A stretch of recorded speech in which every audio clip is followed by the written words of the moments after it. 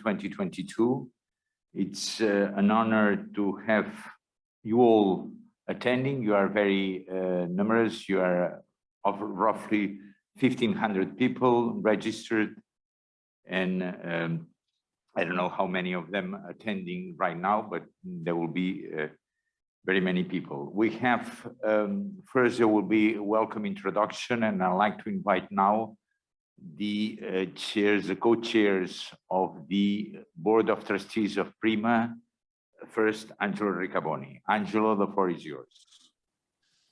Thank you. Good morning and welcome to the PRIMA Info Day presenting the 2022 calls. Many thanks to the representatives of the European Commission and the Union for the Mediterranean that have kindly accepted to participate. A special thanks to the European Commission, which is strongly supporting the initiative and is also co-funding PRIMA together with 19 Euro-Mediterranean countries. Thanks to our community and to those attending this meeting, showing interest and passion for research and innovation in the Mediterranean. As David Sassoli, a very good friend of PRIMA, was saying, we need bridges, not walls in the Mediterranean. And PRIMA aims to build such bridges. And you are the key actors. We are very proud to have created a research innovation community of around 1,600 entities all over the Mediterranean, working on almost 200 research innovation projects in the agri-food sector. As board of the foundation, myself and my dear friend, Mohamed Shinawi, we want to thank the Secretariat for today's event and for its working in the drafting and management of the calls in such a complex period. Let me add also that the annual work plan that has been adopted is the result of a collective effort by all participating states that support PRIMA so much in terms of funding and scientific policies. Therefore, a special thanks to all countries' representatives. The results of the first 4 years of calls are very positive, given the number and quality of projects funded, the relationships created with other Mediterranean actors, and the innovations introduced, for instance, in terms of the Nexus approach and the community of practice, and also in terms of alignment among national research policies. And today, we are here to open calls for a total of 68 million euros. The details will be illustrated later, but I'm very proud of it. So we are also glad that we were able to ensure a timing and efficient management of the calls in this difficult period. Collaborative research innovation is crucial for solving common challenges around the world, but mainly in the Mediterranean. And PRIMA is willing to continue to the recovery, to contribute to the recovery and resilience of the Med region through scientific excellence, partnership, and cooperation. So thanks a lot to everybody, and I will stop here and give the floor back to Octavi and Mohamed Shinawi, please. Thank you very much, Angelo, for your nice welcoming words. We are just for you.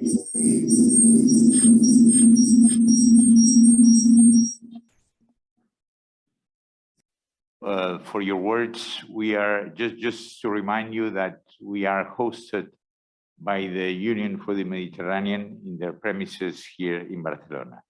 Mohamed El-Shinawi, please, co-chair of the PRIMA Board of Trustees, please, the floor is yours. Thank you so much, Octavi, and thank you all who are attending with us today. It's a real pleasure and honor to be among you today, because PRIMA in 2012 was a dream, but 10 years, in 2022, PRIMA is now a fact. It's now a real implementing tool, not only to fund important projects that face the real challenges that the Mediterranean is facing, but a real bridge between the two shores of the Mediterranean. We're extremely honored to be among you today, and I would like to thank all our partners, the EU, all the funding agencies in the 19 countries, and our secretariat for the effort, although of the pandemic that we are facing, but we are on the right track.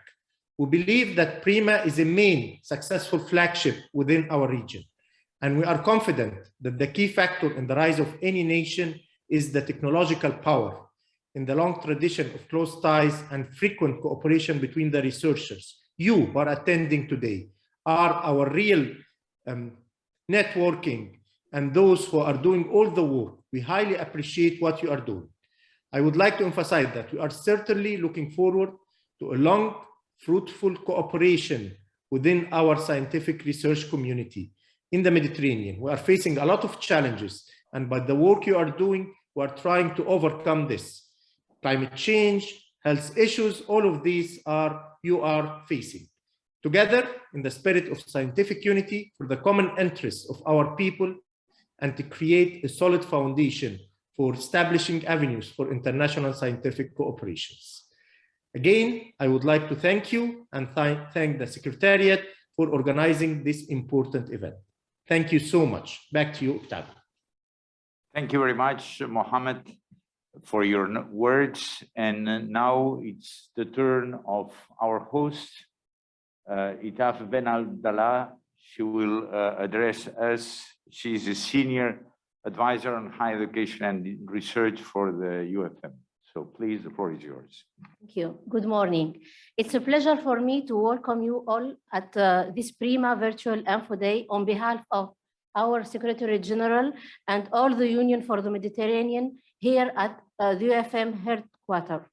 Indeed, my sincere hope is that the next PRIMA Info Day will have the possibility of being at last a hybrid event in order to see more of the community of PRIMA stakeholders, which has now developed during the years. For this year as well, I am pleased to notice that our cooperation continues to grow stronger on so many topics.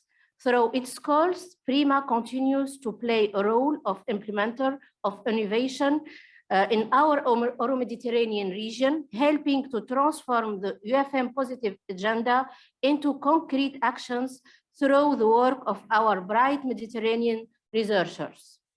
For this, we need the strong and continued contribution of the Mediterranean innovation community that through its bright minds and visionary approach can help transform our economies towards sustainability on agri-food and water. Looking forward to this year, it's my pleasure to inform you that we are moving towards a UFM ministerial declaration on research and innovation. This will be an opportunity for endorsing at political level a new UFM research agenda based on 3 topics at the heart of the Mediterranean challenges that we need to tackle together: climate change, renewable energy, and health. This will be a moment for reflecting how much the region has advanced on research and innovation since the Valletta conference, and the contribution played also by PRIMA on this regard. Additionally, we are all aware of the important role played by agri-food transformation on all these 3 topics: facilitating a just and a green transition, the impact of climate change in our fragile region for providing new jobs and careers. In short, creating a greener and more resilient Mediterranean. Please allow me to conclude by reiterating that PRIMA remains for us here at the UFM a key partner in our region, and you can count on UFM support as usual. Thank you very much. Thank you.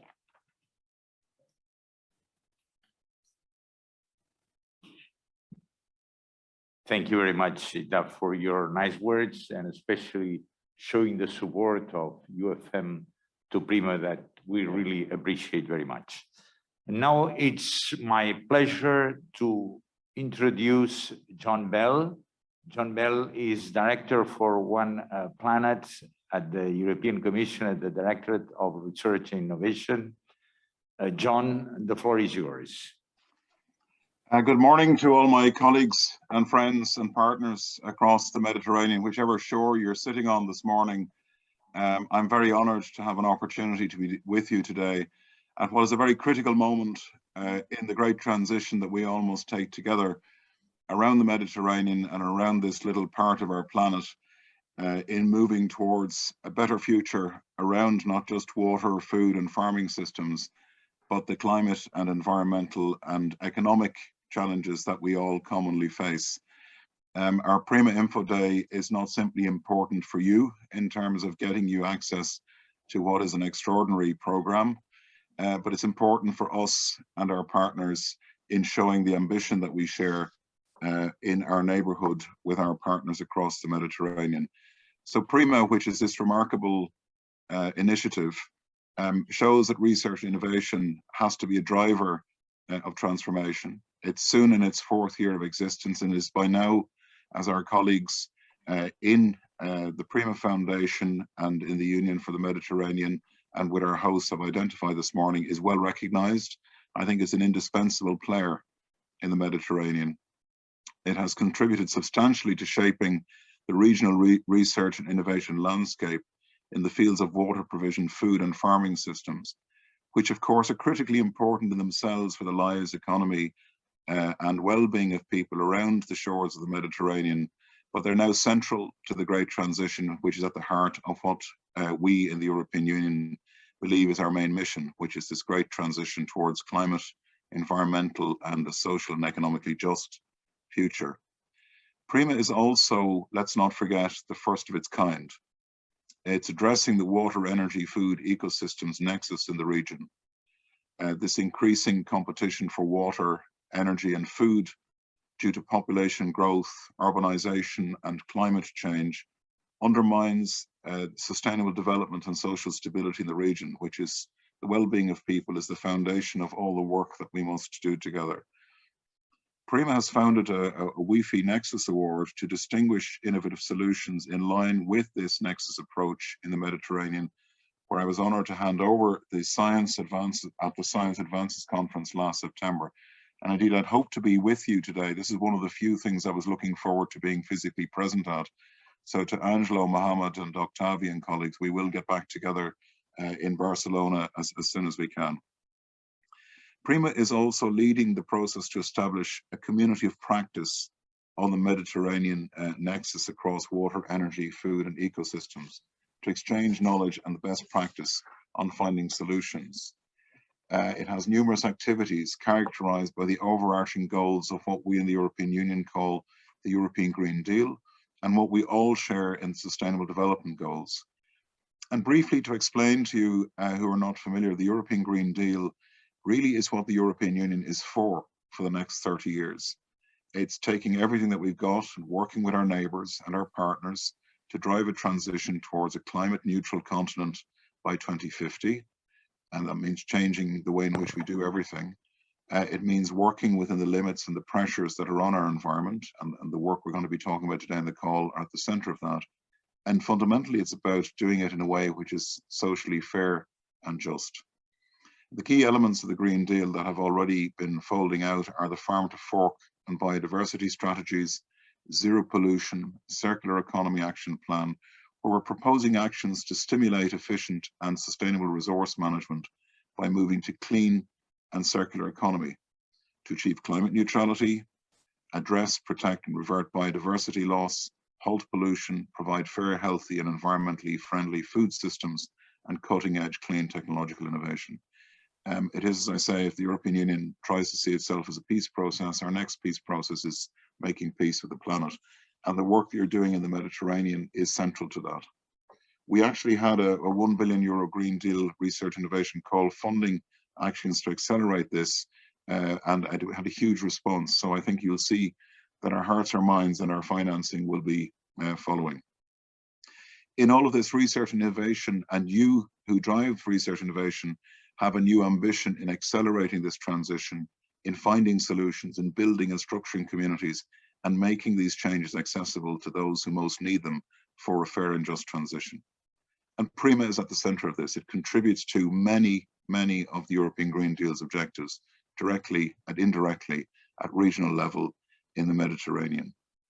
PRIMA is also a big and great and successful partner for various European initiatives, above all, the work we do together in Horizon Europe. PRIMA shares many of the goals in the cluster that I co-chair on food, natural resources, agriculture and the bioeconomy. And the new European Green Deal Horizon missions, which some of you may have heard about, and maybe, Angelo, we can talk about at some point later with your community, will actually, I think, have a great interest for our colleagues across the Mediterranean. These, if you like, are moonshots, or they call them earth shots, where we try and get research innovation to drive massive transformations for the benefit of people. And there are 3 missions which I think are very relevant for your work in your community. One is the Restore Our Oceans and Waters by 2030 mission, where President Macron will be hosting an event quite soon under the French presidency where this will be laid out. And at the heart of that will be a lighthouse initiative for the Mediterranean around issues of the water system. A soil deal for Europe, which will be critical to many of the issues you'll be talking about today, and a climate adaptation mission looking at the risks to things like the food system, the water system and ecosystems. So there will be more areas where PRIMA can, I think, cooperate and bring what you understand and know about your very important part of the world to making these transitions happen. So some of PRIMA's highest priorities present great opportunities for future collaboration. We also have what are called under Horizon Europe, European partnerships. And these partnerships are at a very high level of investment ambition. Amongst the ones which are most important for you are the Water for All partnership, the Accelerating the Transition of Farming Systems partnership, the Safe and Sustainable Food Systems partnership, and the Blue Economy partnership. These are all obvious candidates for synergies with PRIMA. And again, we'll come back, no doubt, and work more closely together on these issues in the future. PRIMA is also cooperating closely with major Mediterranean initiatives. I'm delighted and very appreciative that we're being hosted today by the Union for the Mediterranean. The Union for the Mediterranean's regional platforms and research and innovation programs will count on PRIMA to help implement their roadmap on climate change in the region, drawing on PRIMA's excellent track record and network. And I have every intention that we will work ever more closely with our colleagues in the Union for the Mediterranean in many of these transitions. Within the last 3 years, PRIMA has proven to be an indispensable research and innovation instrument in the region. PRIMA is starting to produce results that will help transform the Mediterranean into a more sustainable region fit to cope with future challenges related to these great systems across water, food and farming, and the Nexus. Some of PRIMA's activities in the fields have already become real success stories and hopefully the beginning of a great track record of success. If we look at the Awesome project, demonstrating the potential of innovative technological solutions in hydroponics, aquaculture, and aquaponics through microscale projects. Or the SimTap project, dealing with integrated multi-trophic aquaculture, which is one of the most promising pathways in the evolution of sustainable aquaculture systems. Or the Fit for Reuse project, seeking to provide safe and sustainable and accepted ways of water supply for the Mediterranean basin by exploiting non-conventional water resources. These are just a few examples, I think, of what is going to be a great legacy. I'm proud to say that since its creation, PRIMA has bridged the shores of 2 continents and created not just a network, but a real community. I think this is the fundamental requirement for progress, a community of practice. We have so much to learn in our part of the Mediterranean and so much to work with you in terms of partnership in making the transition forward. And this community of practice that has been developed, I think, in itself is a great achievement. We share one goal: to make the Mediterranean more sustainable, more resource efficient, and more livable. The livable bit being the critical bit for the citizens who we all are here to represent. But now it'll be the turn of you, this year's applicants, to contribute to this goal, to use your imagination, your networks, your communities, your experience, your insights, and to deliver knowledge, your expertise and know-how to help this Mediterranean flourish further in the challenging path ahead. I can't wait to see the promising suggestions that you have turn into projects and finally solutions. So good luck to all of you today, and I wish you a great information day, and I look forward to meeting many of you in the months and years ahead. Thank you very much for your attention. Thank you. Thank you very much, John, for your very inspiring words. That sure that there are very many ideas that we'd like to discuss deeply. And now, last but not least, on behalf of the PRIMA Secretariat, I'd like to give the floor to the Deputy Director, Omar Amawi. Please, the floor is yours, Omar. Thanks, Octavi. Good morning once again from Barcelona. It's my pleasure, of course, to welcome all participants who are watching us and live with us today. And also, I would like to welcome those who will be watching this recording, since it is a recorded activity and it will be available for a community shortly after this info day. And I would like to thank you for celebrating with us, actually, today's info day, where we are celebrating the launch of our 5th annual work program. I really cannot imagine how fast time is going. And for this reason, I would like to thank all our team and family in the Secretariat here for the tremendous effort that they have been doing over the past years during the hard times in order to make it to launch this program on time. Also, on the other side, I would like to thank the science, technology, and innovation community in the Mediterranean area for maintaining the trust in the PRIMA program and continuous support to the PRIMA program and the high number of applications that we receive every year. Before we go into the detailed information about the annual work program, we have a couple of announcements or notes that we would like to share with you and would like you to benefit from. First of all, if our team also can display, as you may know, we have launched recently a new website for PRIMA, and we have made some significant improvements on this website so that to make it more user-friendly and to provide more information for all participants and for all potential applicants in the Mediterranean and for all the community actually who are interested to know more about PRIMA. So we encourage you to visit this website and benefit from the information and the tools that is provided on this new website. Also, we have launched our social accounts, social media accounts. So again, we encourage you to visit regularly for information, useful information about activities, about the call, about potential training that PRIMA is providing, some important activities like this info day. So please visit that regularly to benefit from the services and activities that PRIMA is doing.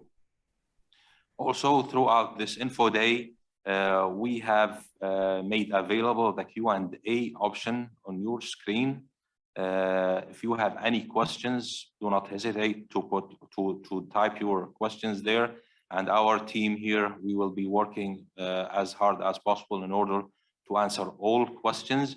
In case you see a question that you like and you wanted to ask again, you may use the thumb up option. In that case, we might consider not only try to answer this in typing, but also try to answer this question in live during the Q&A sessions that we will have according to our agenda. And now, before we start, again, we have prepared some questions and we have this interactive session that we would like to interact with you. And I see that we have almost 800 participants so far. So if you can scan this code, it will take you directly to the slide that has the questions that will be asked shortly. So I will give you just a couple of seconds to scan it and to go there. I encourage everybody to go there, please. It's just simple questions that will probably energize both of us on both sides, interact with each other, and it has some questions that might help us probably plan better for the next activities, and to know and to have a feeling, since we are not meeting physically, about who are the participants of today's event. So I guess we can go to the first question now, and the first question is that we just want to know from which country you are watching us today. We need to know where are you from. Okay, so dominating Spain so far with Italy. Okay, we'll give you more time to answer. Spain, Italy, Turkey. I see Egypt, Lebanon now. Okay, great. Keep going, please, keep going.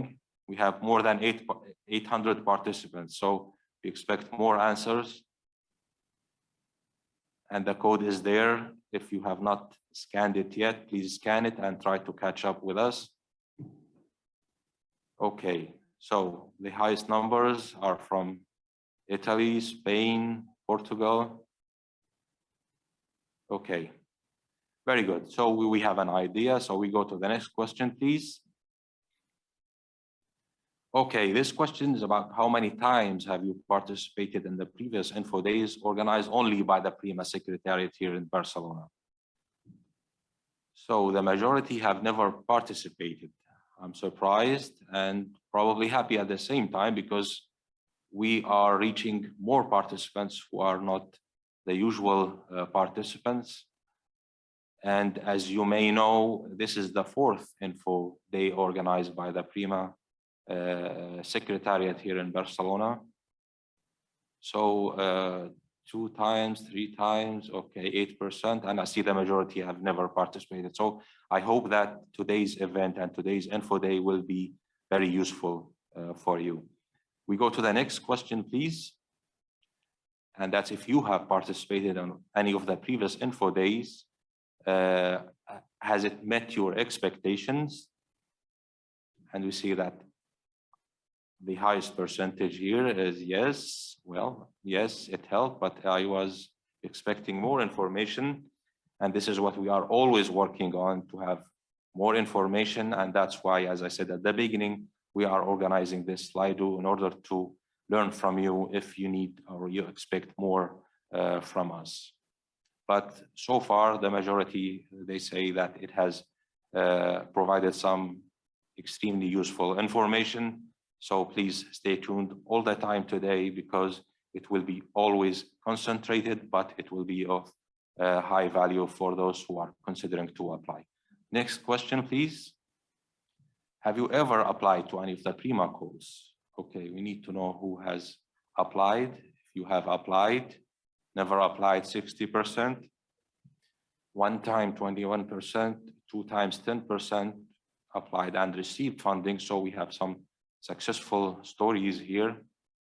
7% of the participants, or of those who are answering this Slido. But again, we have 60% for those who have never applied. So this is a good chance for you to consider applying and to gain as much useful information as possible from this event. Next question, please. Are you aware that PRIMA made available its 2022 draft annual work plan, and it was publicly announced on its website and social media on December 15th of last year? So the majority so far, 60% said yes, we made it publicly available on December 15th, and it was officially launched yesterday, and today we are holding this info day. So that's why, again, please visit our website and visit our social media for up-to-date information. Okay, next question. What are the goals and objectives from participation in today's info day? We need to know why you are participating today in this info day, to know more about PRIMA just in general, or you are planning to apply, or you have serious intentions to apply, actually. This is what I'm reading in the highest responses, with 68% of participants today. They have serious intentions to apply, which is good for both of us, actually, to know that the majority of today's participants exceeding 826 right now are planning to apply for the PRIMA call. Okay, do we have more questions? Well, I think that's it. And thank you so much for participating in this slideshow. It was very useful for us, and we know more now. We have an idea about the participants and their expectations. So I stop here and I give the floor back to Octavi. Thank you so much. Good luck for the Info Day. Thank you very much, Omar, for your welcome words and this slide that put some dynamics already into the Info Day. And now we enter into the real meat of the day. So onto the content of the calls. And I'd like to introduce you, Antonella Autino, who is the project coordinator of PRIMA. So she will be explaining to you the content of the call as a whole, and then it will be the different project officers will go into the details of each of the calls. So Antonella, the floor is yours. Yes. Yeah, good morning, ladies and gentlemen. I'm very pleased to welcome you to this important event for PRIMA as well. In this presentation that I would like to display, okay, thank you very much. So in this presentation, I will give you an overview of how the annual plan will look like and highlights of these 2022 calls.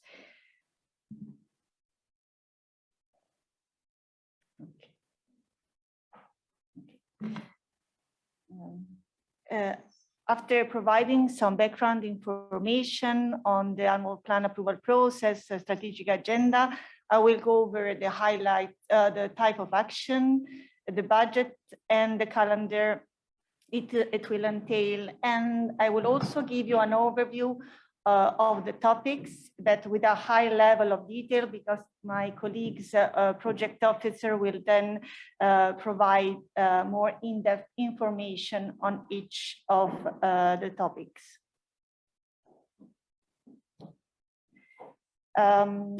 As you know, the PRIMA program is implemented according to a strategic research and innovation agenda, which is defined through a participatory approach by the 19 participant states of PRIMA. And each year, upon the advice of the Scientific Advisory Committee, the strategic research and innovation priority are translated into annual plan and then into calls upon the approval of the European Commission and the PRIMA governing body. And here we are at this stage when we received the approval very recently by the European Commission and by the PRIMA board. And we are really glad to have been able yesterday to launch the calls in our website. As you'll see, the submission of the proposal will be done through the INR portal. And later on the day, my colleague will explain some of the features of this portal. The PRIMA Strategic Research and Innovation Agenda is developed around three thematic areas: the management of water, farming system, agri-food value chain, and also a nexus theme, which takes into account the interconnections among the sector, in particular water, energy, food, and ecosystem, the so-called Wi-Fi resources under a nexus approach. According to this nexus approach, the nexus thinking, the Wi-Fi resources are closely intertwined, and any limitation to in inputs from one of these components can disturb the quantity and quality and access of the other sectors. The Wi-Fi Nexus team has been introduced by PRIMA already in 2019 annual plan, and is becoming more and more important for the program, as it is widely recognized now as the way to ensure a more integrated, sustainable use of the resources. And this is particularly important in the Mediterranean, and it's the reason why PRIMA is pushing for it, where demand of the wafer resources is increasing due to the population growth, to the urbanization, and also to the effect of the climate change. So the PRIMA program, as you probably know, is implemented around according to 3 pillars: Section 1, Section 2, and Section 3.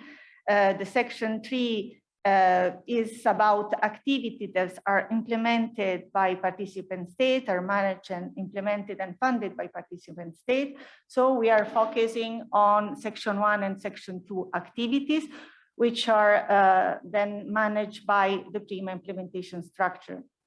The Section 1 activity are implemented through transnational calls for proposal, are funded with EU funds, and follow H2020 rules, where Section 2 activities are implemented through transnational calls for proposal and are funded through participant states' funds and follow national rules.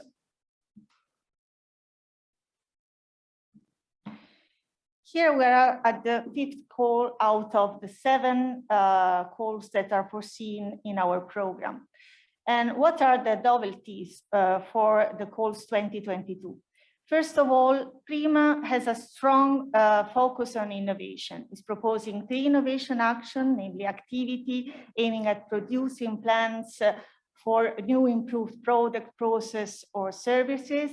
It presents TRL technology readiness level higher, reaching even level 8, to foster solution reaching to the market. And also to make innovation more demand-driven, PRIMA strongly promotes the multi-actor approach co-creation process that ensures the involvement of stakeholders, in particular end users, in all the phases of the project, from the planning to the implementation to the dissemination of results. This is not a requirement for PRIMA, but is strongly suggested to adopt this multi-actor approach in your proposal. Another important feature of this call 2022 are the activities that propose to operationalize the Wi-Fi nexus in the region. Among those activities, there is an innovation action to address the socio-economic impact of the Nexus approach. Then the Nexus Award, which is proposed again this year, to recognize the successful implementation of on the ground of the Nexus approach at the regional level. And this is really new, coordination super action for the establishment of the a Wi-Fi Nexus community of practice, aiming to stimulate collaboration and knowledge sharing around Wi-Fi Nexus demonstration cases in the Mediterranean. The Wi-Fi Nexus community of practice is one of the main outcomes of the Wi-Fi conference that has been organized by PRIMA, by the European Commission, the UFM Secretariat, and the Cyprus Institute in September, where panelists and high-level EC representative and also ministers of the Mediterranean country recognized the urgency of congregating scientists, practitioners, stakeholders in a Mediterranean Wi-Fi community of practice to ensure that the Nexus solution that were coming from research and innovation activity could be applied broadly in the region. So to pass from the theory to practice. PRIMA is now kicking off the start and will lead the development of the Mediterranean Wi-Fi Nexus community of practice, launching now during all those calls a coordination super action among its 2022 calls to create the implementation team, which is the operational unit which will build the community of practice and will have to do the daily management of the community. Then the community will be steered by a core group organization, namely the European Commission, the UFM Secretariat, and of course PRIMA, who will lead this community to steer the activities of the community of practice, to provide the long-term strategy and vision, and also to monitor the effectiveness of the community of practice to ensure its success and effective implementation. PRIMA is also proposing this year a call in close collaboration with the European Mission A Soil Deal for Europe. This call, A Soil Deal for Europe, and this call set the ground for the future joint action among PRIMA and the EU Mission, kicking off then the collaboration between those two initiatives. The focus of this call is to set the infrastructure and harmonize the soil monitoring in the different countries in the Mediterranean and Europe, enabling the assessment of the soil health ecosystem,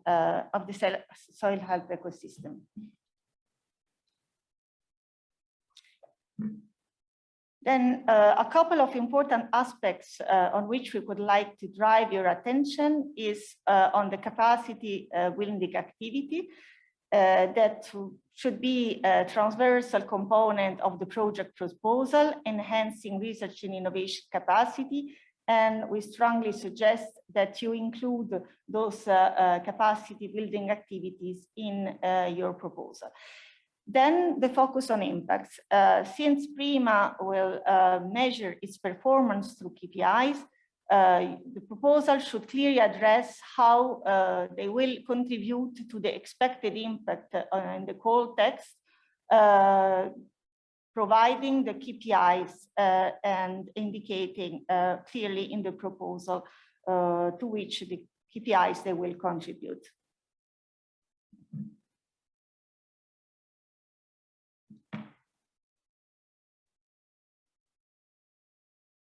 The calls 2022 are structured around calls for proposal and a call for context, with for section 1, 5 calls for proposal, 1 topic for each call and 1 call for context. Then for section 2, there will be a single multi-topic call with 3 topics. And then what are the action, the type of action that you will find in these calls? You will find under section 1, research and innovation action with TRL from 3 to 5, with the funding rates 100%. Innovation action with TRL from 6 to 8, so we're raising a bit the TRL level. And funding rate 70%, apart from no-profit legal entities where 100% funding rate applies, and then the coordination super action. For section 2, the activities are analogous to research and innovation action. TRL level span from TRL 3 to TRL 8 according to national regulation, and also funding rate according to national regulation. Proposal should clearly state the starting TRL and to which TRL you intend to achieve during the duration of your proposal.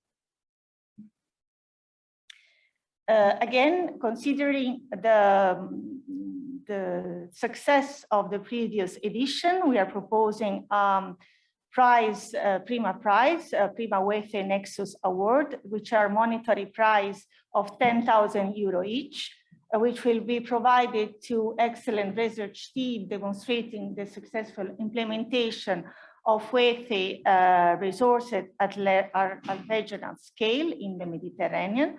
Last year, it was awarded by Director John Bell during the Waghei Nexus conference. This year, we consider will probably awarded during a workshop that will be organized by PRIMA. So stay tuned, probably in June. So stay tuned because the deadline are a bit closer this year.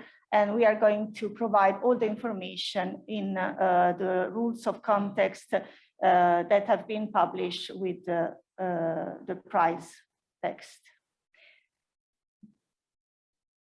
The budget of these calls, around the total budget of 2020 calls is around 68 million euro, with equal contribution between EU and participant states financial contribution. Worth to note that the budget for proposal in both Section 1 and Section 2 is a bit increased. For Section 1, the appropriate budget for each proposal is indicated in the call text, while for Section 2, we consider that an appropriate budget for each proposal should be above 1.5 million euro. And this increase is due to the fact that your proposal are expected to consider the involvement of many stakeholders, include multidisciplinary aspects. And then the calendar. The calls for proposal are organized according a two-stage submission process for both Section 1 and Section 2. The calls are, except for the Section 1 coordination super action, where we consider a single stage submission process. The call publication is yesterday, on 17th of January, and the results will be provided for Section 1 on the 24th November 2022. And apart from the coordination super action, where the result will be provided on the 8th of June of 2022.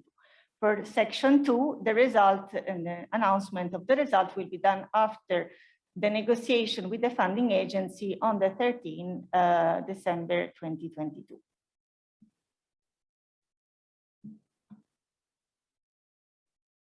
Quickly going on the contents.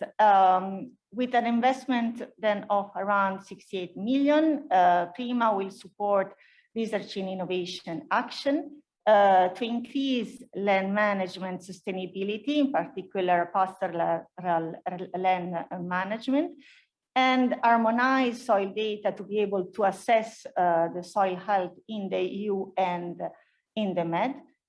Then it will consider action to improve water quantity and quality in the region, also promoting nature-based solution. It will promote healthy and environmental friendly food system through alternative source of protein and dietary pattern, Mediterranean diet as a model of a healthy dietary partner. And then it will foster the adoption of an integrated water, energy, food ecosystem nexus approach.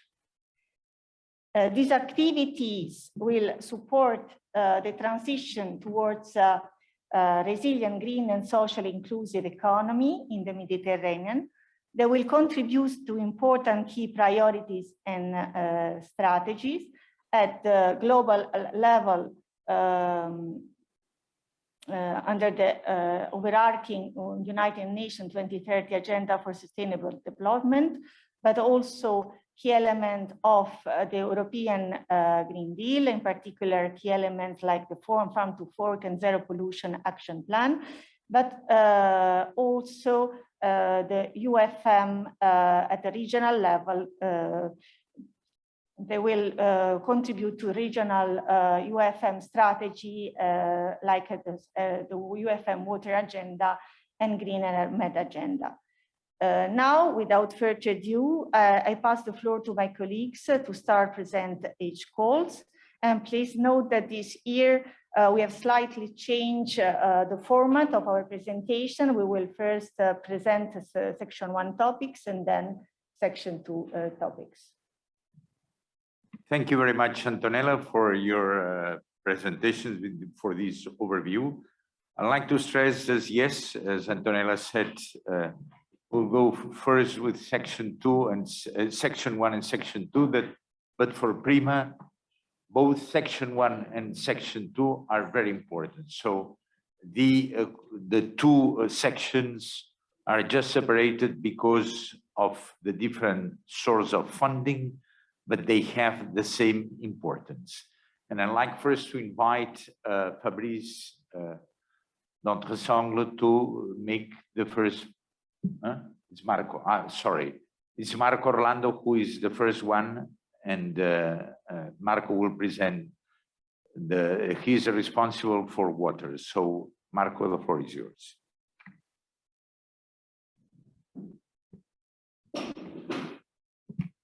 Thank you very much, Octavi, for giving me the floor, and good morning again to all the friends and colleagues who are following from home, from their offices. It's a pleasure to see that we reached almost 900 participants so far. And I will be delivering a short presentation on the water management topic. Again, my name is Marco Orlando. I'm the project officer responsible for the thematic area management of water. Let's just give a couple of seconds to the IT call. Okay, all right. So I see that the presentation is already on the screen. Everything seems to be working. Excellent.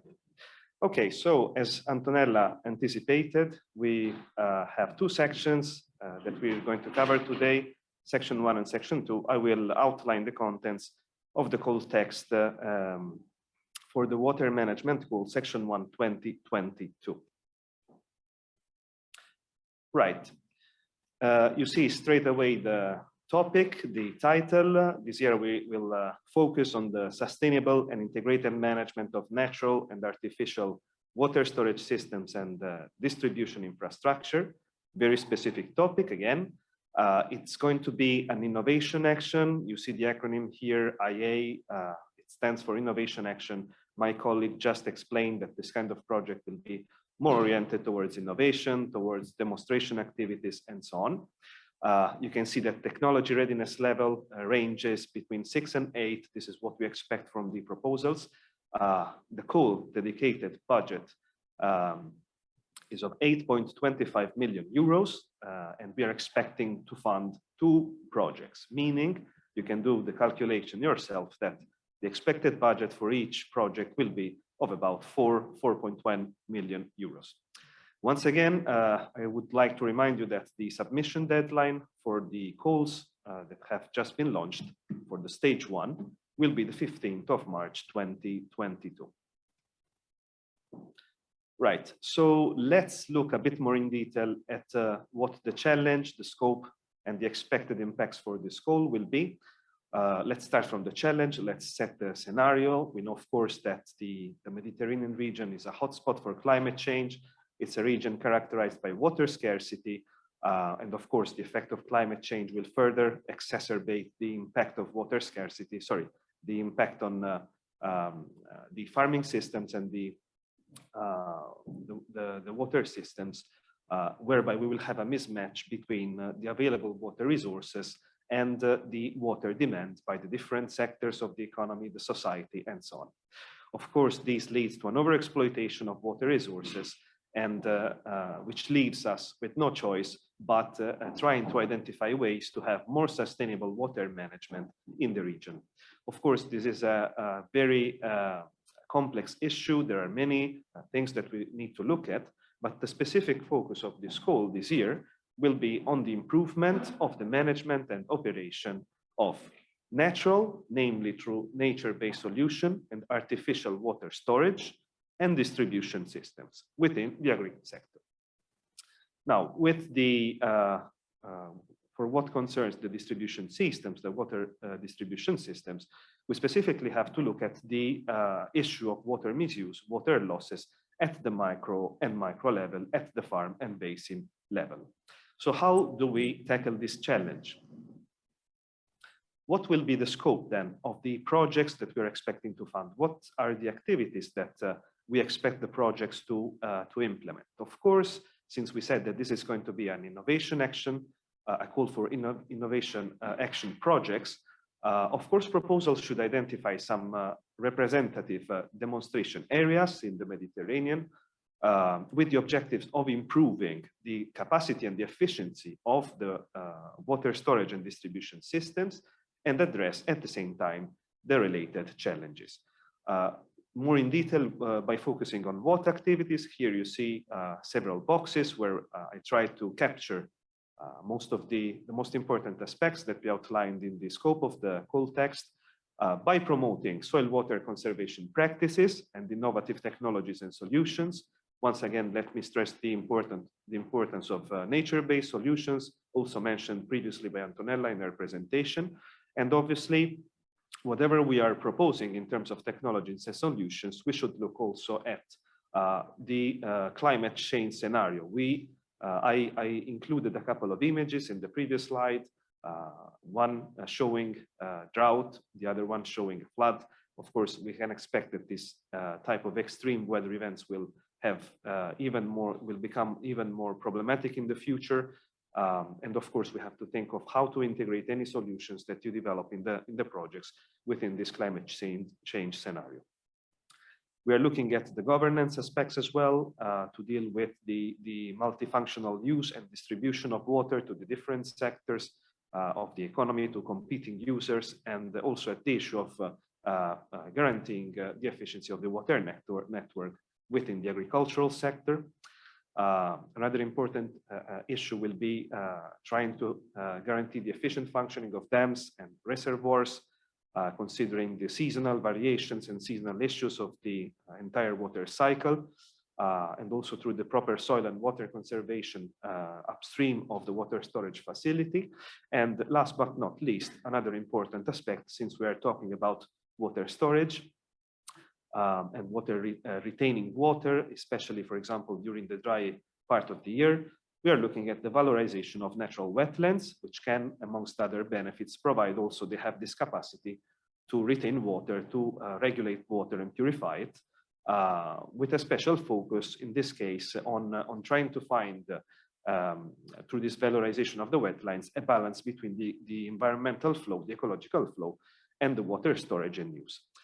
It goes without saying that whatever type of measures, of solutions, technologies we propose, we have to assess, we have to gauge the desirability, the convenience of adopting them and using them. And this we have to do it by establishing preferably a set of environmental and cost-benefit indicators to assess them. So this is a very important aspect. Please make sure that you include indicators in your proposals.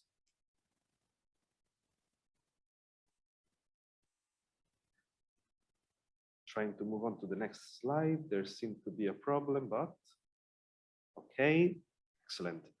Okay, so we mentioned a series of activities, a series of aspects that we wish the projects to incorporate. What are we expecting in terms of expected impacts from these activities and aspects?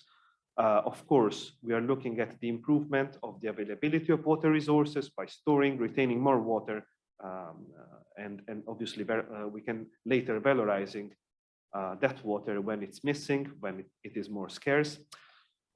We mentioned also storage facilities, dams and reservoirs. So we're looking at tackling the problem of sedimentation, which is quite common, globally speaking, but also in the Mediterranean. We are looking at the establishment of new ecological methods for the design of nature-based solutions. Again, this call is very much focused on this aspect, and that the improvement and valorization of the management of natural wetlands. You can see a nice picture of a Mediterranean wetland in the slide. Again, there seems to be a bit of delay. I'm trying to go to the next slide. Excellent. Again, Antonella mentioned in her presentation that key performance indicators are important.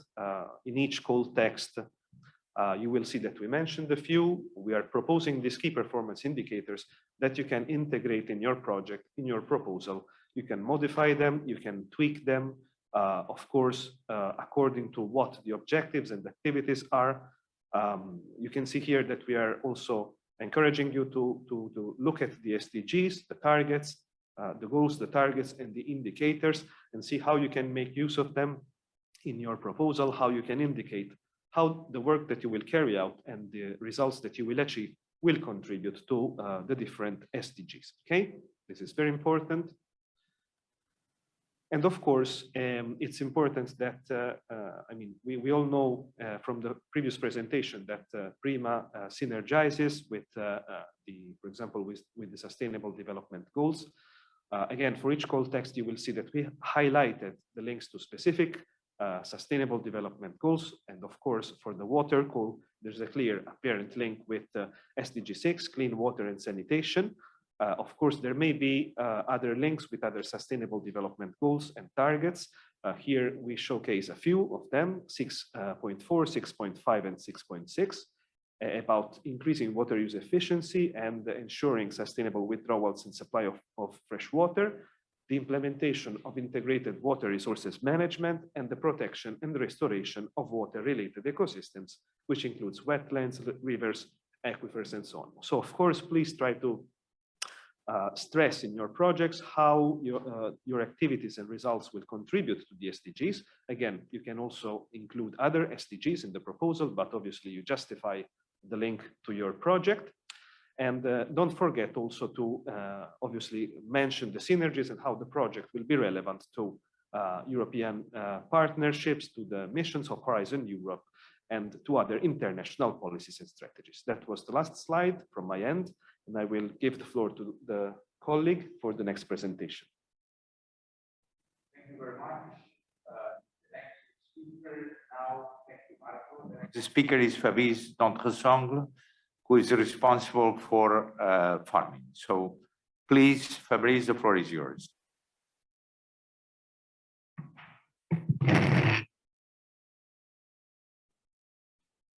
Good morning. Just waiting for the presentation. Maybe I can seize the opportunity of this second to remind to the people, because there is a lot of questions that are about if the presentation will be available, if the PowerPoint can be downloadable, etc. So yes, after this info day, everything will be presented on posted on the website, and so you can download the recording, and also you will have access to the presentation. So yeah. Okay. So I'm Fabrice Dentressangle. I'm the project officer of the farming system area, and I will present you the section 1 topic of this year, that is about soil, as it has been anticipated. Seems where I have to direct things. Yes, sorry. So the topic this year is developing integrated soil data for the Mediterranean region, a gateway for sustainable soil management. As it has been presented just before by my colleague Antonella, this topic has been developed in collaboration with the EU Mission Soil. So the EU Mission are new instrument of the Commission, the European Commission, and they are focusing on very specific topic like the soil. So this topic is in collaboration with them. It's a research and innovation action. So we are expecting to receive proposal from TRL level of 3 to 5. And the allocated budget for this call is 8.25 million. We are expecting to fund 2 projects, meaning that we are expecting to receive project with a budget of around 4.1 million. This is a big budget, so we are also hoping to have a big project with a large consortium covering the MED area. I just remind you that the submission deadline for the first stage is the 15th of March this year. The challenge. Adjusted, so it has been developed by the Mission Soil, and they make the observation that 60 to 70% of the soil in the EU are considered unhealthy.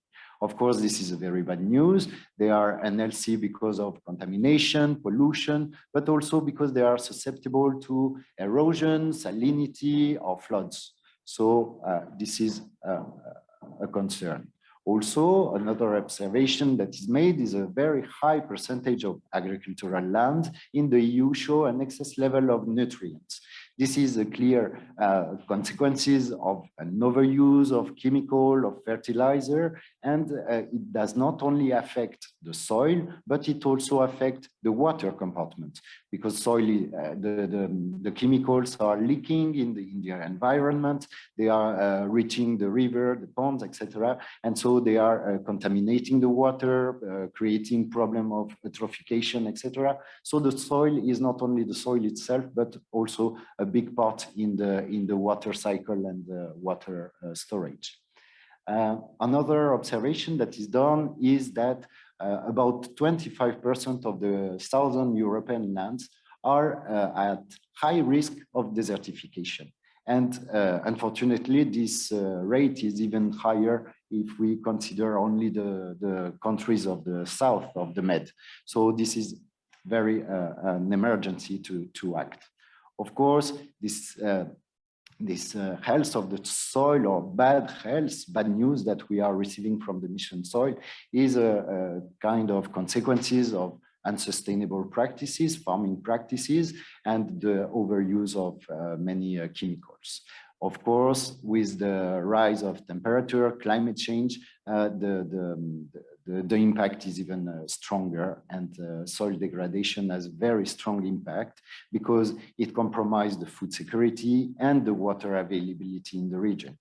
Soil is not only the compartment to grow plants, but it also participates to the water cycle, and the water in the region is scarce. So this is a concern. Of course, soil degradation also affects the profitability of smallholders. If they have lands that are degraded, eroded, or with high level of salt, they cannot produce, so their profitability is affected, and it also compromises sometimes in some regions the access to the fresh food, because there is no local production of fresh food. So even if we have a lot of data, or many data in Europe, the data are very scarce in the Med region. And this is exactly the scope of this call. We want to have data from the south of the Med to improve the soil health monitoring and to prevent the degradation of the land.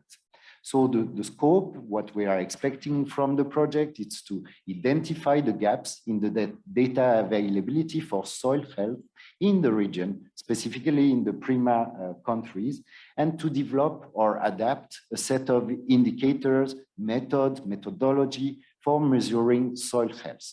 And not only the physico-chemical part that is generally done by many teams, but also to have a look at the biological parameters. Because the soil is a living compartment, it's an ecosystem by itself. There is a lot of diversity, fungi, bacteria, invertebrate, a lot of things that are participating to the fertility of this soil and the health of this soil. So we really expect to obtain harmonized and standardized data methods to ensure the interoperability and the comparison among data, among countries, among regions, and also among techniques, maybe between field observation. You can use satellite images, lab techniques, whatever, but it's very, very important to have a strict methodology, standardized, that allow comparison of the data. To reach this is the approach we are expecting that the project will have. Of course, as always in the PRIMA project, we encourage you to build your project on existing data, of taking advantage of previous project, of methodology, because a lot has been done. And we also expect you to create synergies with other existing projects.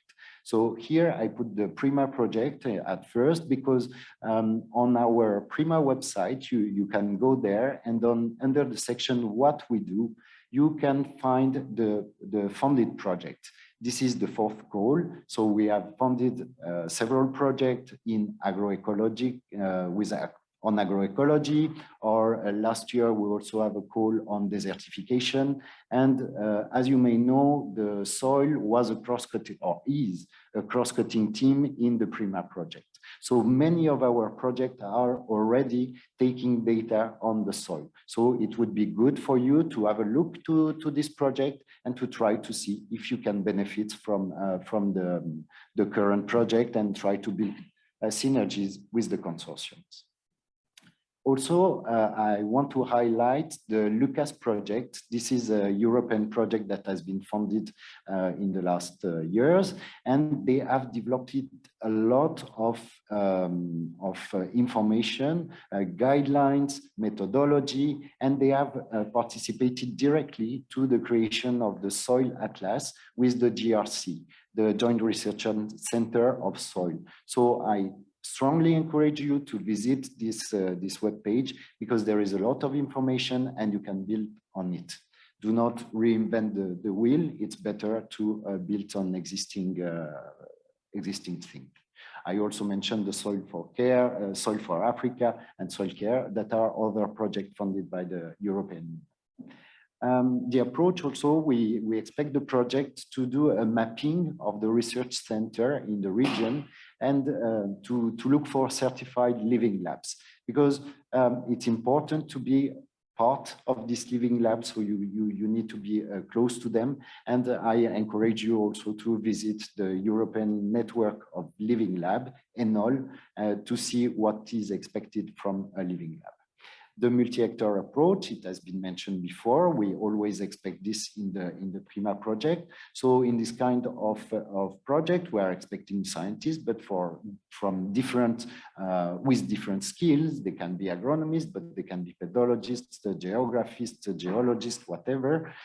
And we also expect a different type of actors, like land planners, farmers, municipality, the citizen, the private sector. It's very important for dissemination of the information, and also to ensure the sustainability or the availability of the data on the long term. The data should be available even after the stop of the project, the end of the project.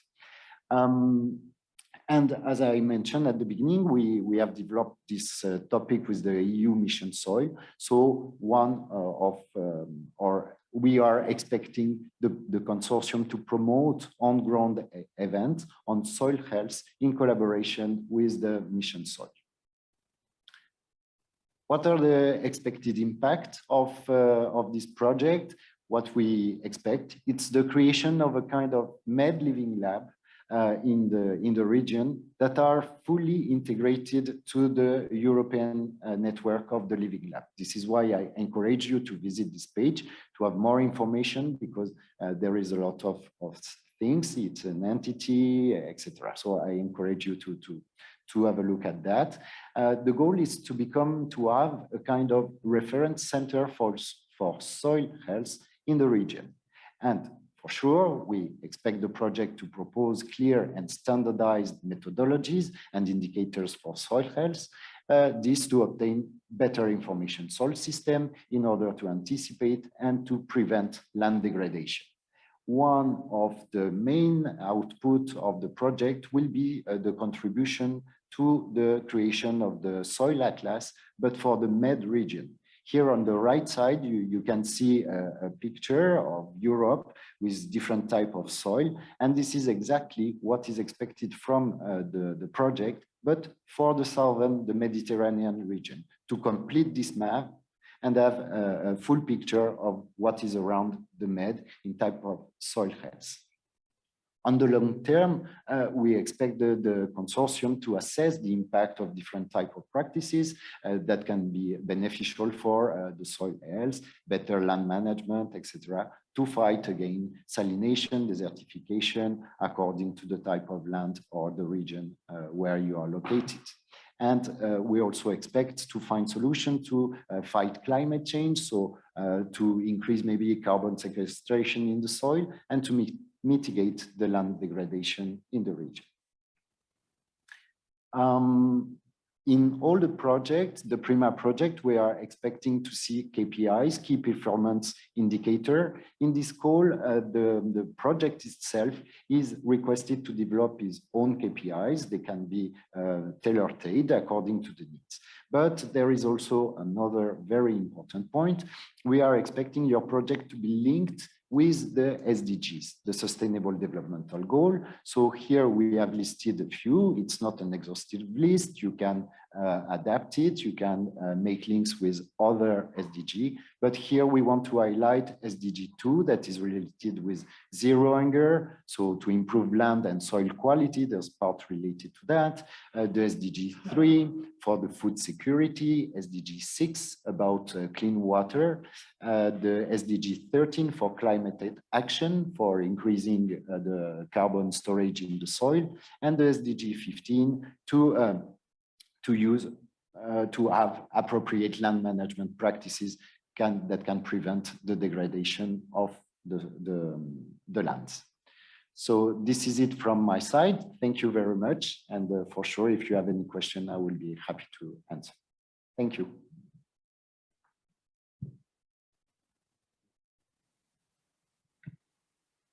Thank you, Fabrice, for your presentation on farming and soil, mainly, and the link with the soil mission. Thank you very much. And now it's the turn to Mohamed Wageih. He is the project officer responsible for food. So please, Mohamed, the floor is yours. Thank you so much, Octavi. It's good to put down a little bit the mask. Okay, are we ready in the presentation? Okay, perfect. Okay, good morning to all of you all over the Mediterranean. I am Mohamed Wageih, the PRIMA project officer for the agri-food value chain. Today, I'm going to take you in this quick journey on the topic of the section 1 for this year. And our colleague Eda will talk about the section 2 projects, including for sure topics, including for sure the agri-food. So let's start with the brief about, okay, the topic for this year. It is an innovation action talking about the production and introduction of the alternative source of protein for the Mediterranean value chain. And here, when we said value chain, we are considering the whole chain starting from the extraction, production, processing, and formulation, and the marketing, till reaching the societal acceptance. It is an innovation action, as I said, so we are expecting projects with a TRL from 6 to 8. We are expecting to fund 2 projects with a total budget allocated for this topic, 8.2 million. So the budget per project is going to be more or less 4.1 million. Again, as a reminder, the deadline for first stage section 1, it's the 15th of March, 2022. As you saw in the previous presentations of my colleagues, that for each topic, it consists of 3 main sections. The first one, which are the challenges, like based on what we built or we initiated this topic. So as we know that from the for the livestock and the farmed animals, they have a negative environmental impact on the environment. And this is because of or resulted from the high and substantial generation of greenhouse gas emissions, in addition to the depletion and the consumption of the natural resources that we have, such as the land, soil, and water and energy. And from the socio-economic perspective as well, we know that there are some cultural and religious barriers against such shifting from the alternate, from the traditional source of protein from the animals and from fish toward this alternative protein sources. So you need to address such challenges and barriers. And from the Financial Times in 2020, they published a very interesting analysis for the percentage of increase in the cost of the food baskets.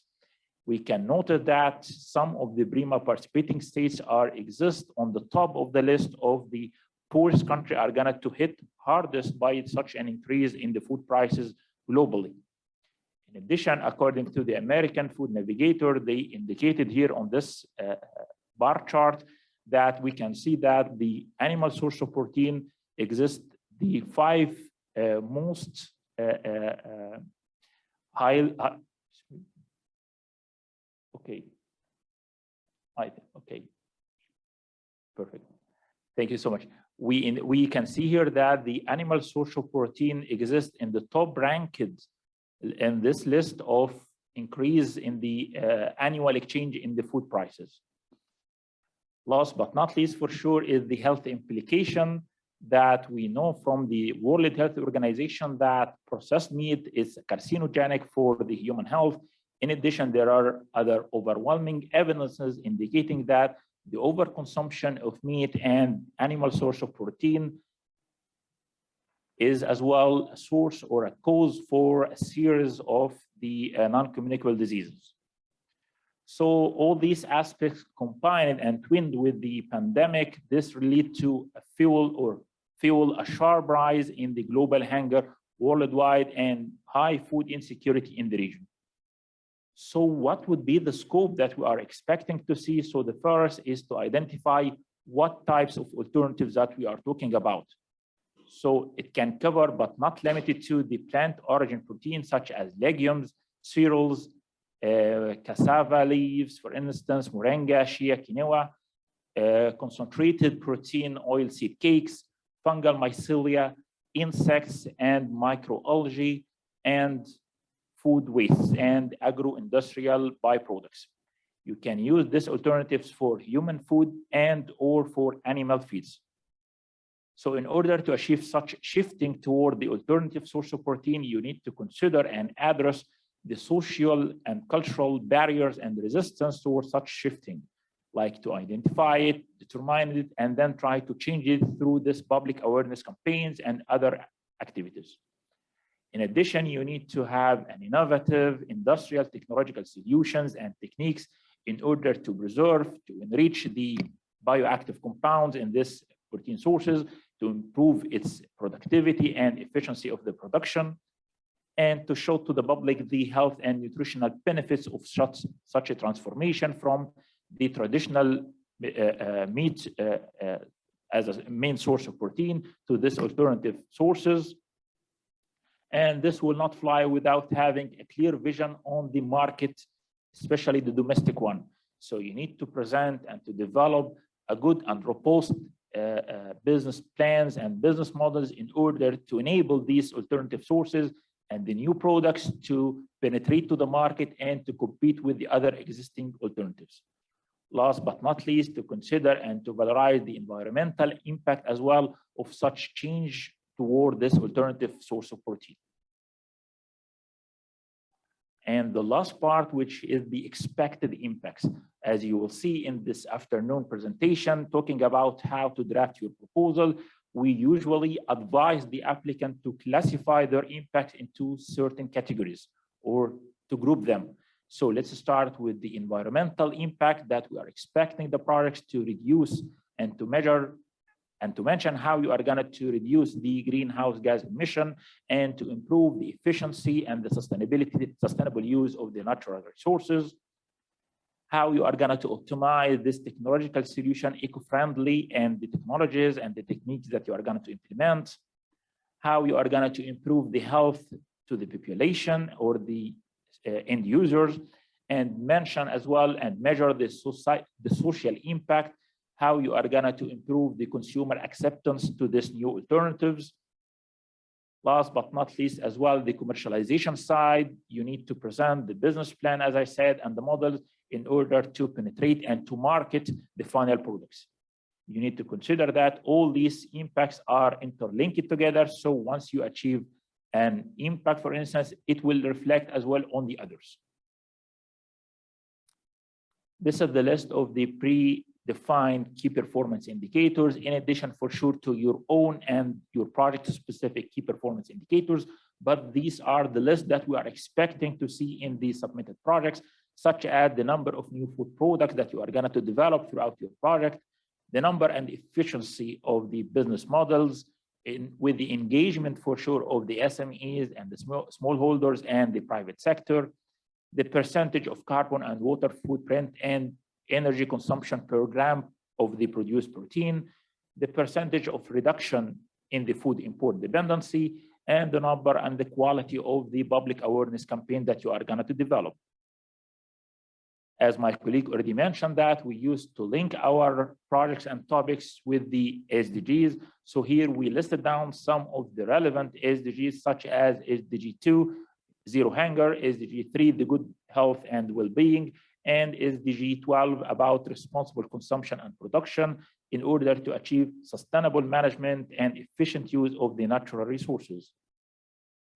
When you start your drafting your proposal, it is important not just to consider the expected impact for the topic that you are going to address, but you have to go to the PRIMA website and to check the PRIMA Strategic Research Innovation Agenda, because we have already predefined a set of KPIs as well at the program level. Please consider that each topic is not a standalone topic, but it is part of the PRIMA program. So that's why we used to advise all applicants to check the PRIMA Strategic Research Innovation Agenda, and as well to link your project with other EU initiatives and regional programs such as the European Green Deal, the Farm to Fork Strategy, Horizon Europe, the Water for All initiative, and the Horizon missions. Thank you so much for your attention and good luck with your application. Back to you, Octavi.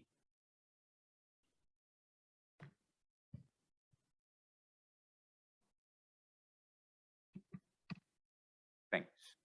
Thank you, Mohamed, for your good presentation on what will be the food of the future.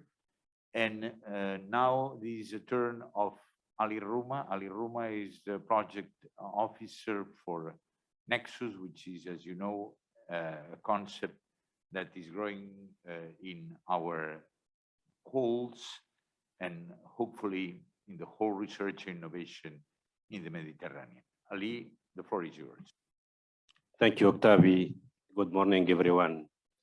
This year, we will have 3 topics. So we're waiting our IT to start. But just to let you know that this is basically the 4th year after the 2019, and the number of applications is increasing. So last year was 3 times was what we have during the first year.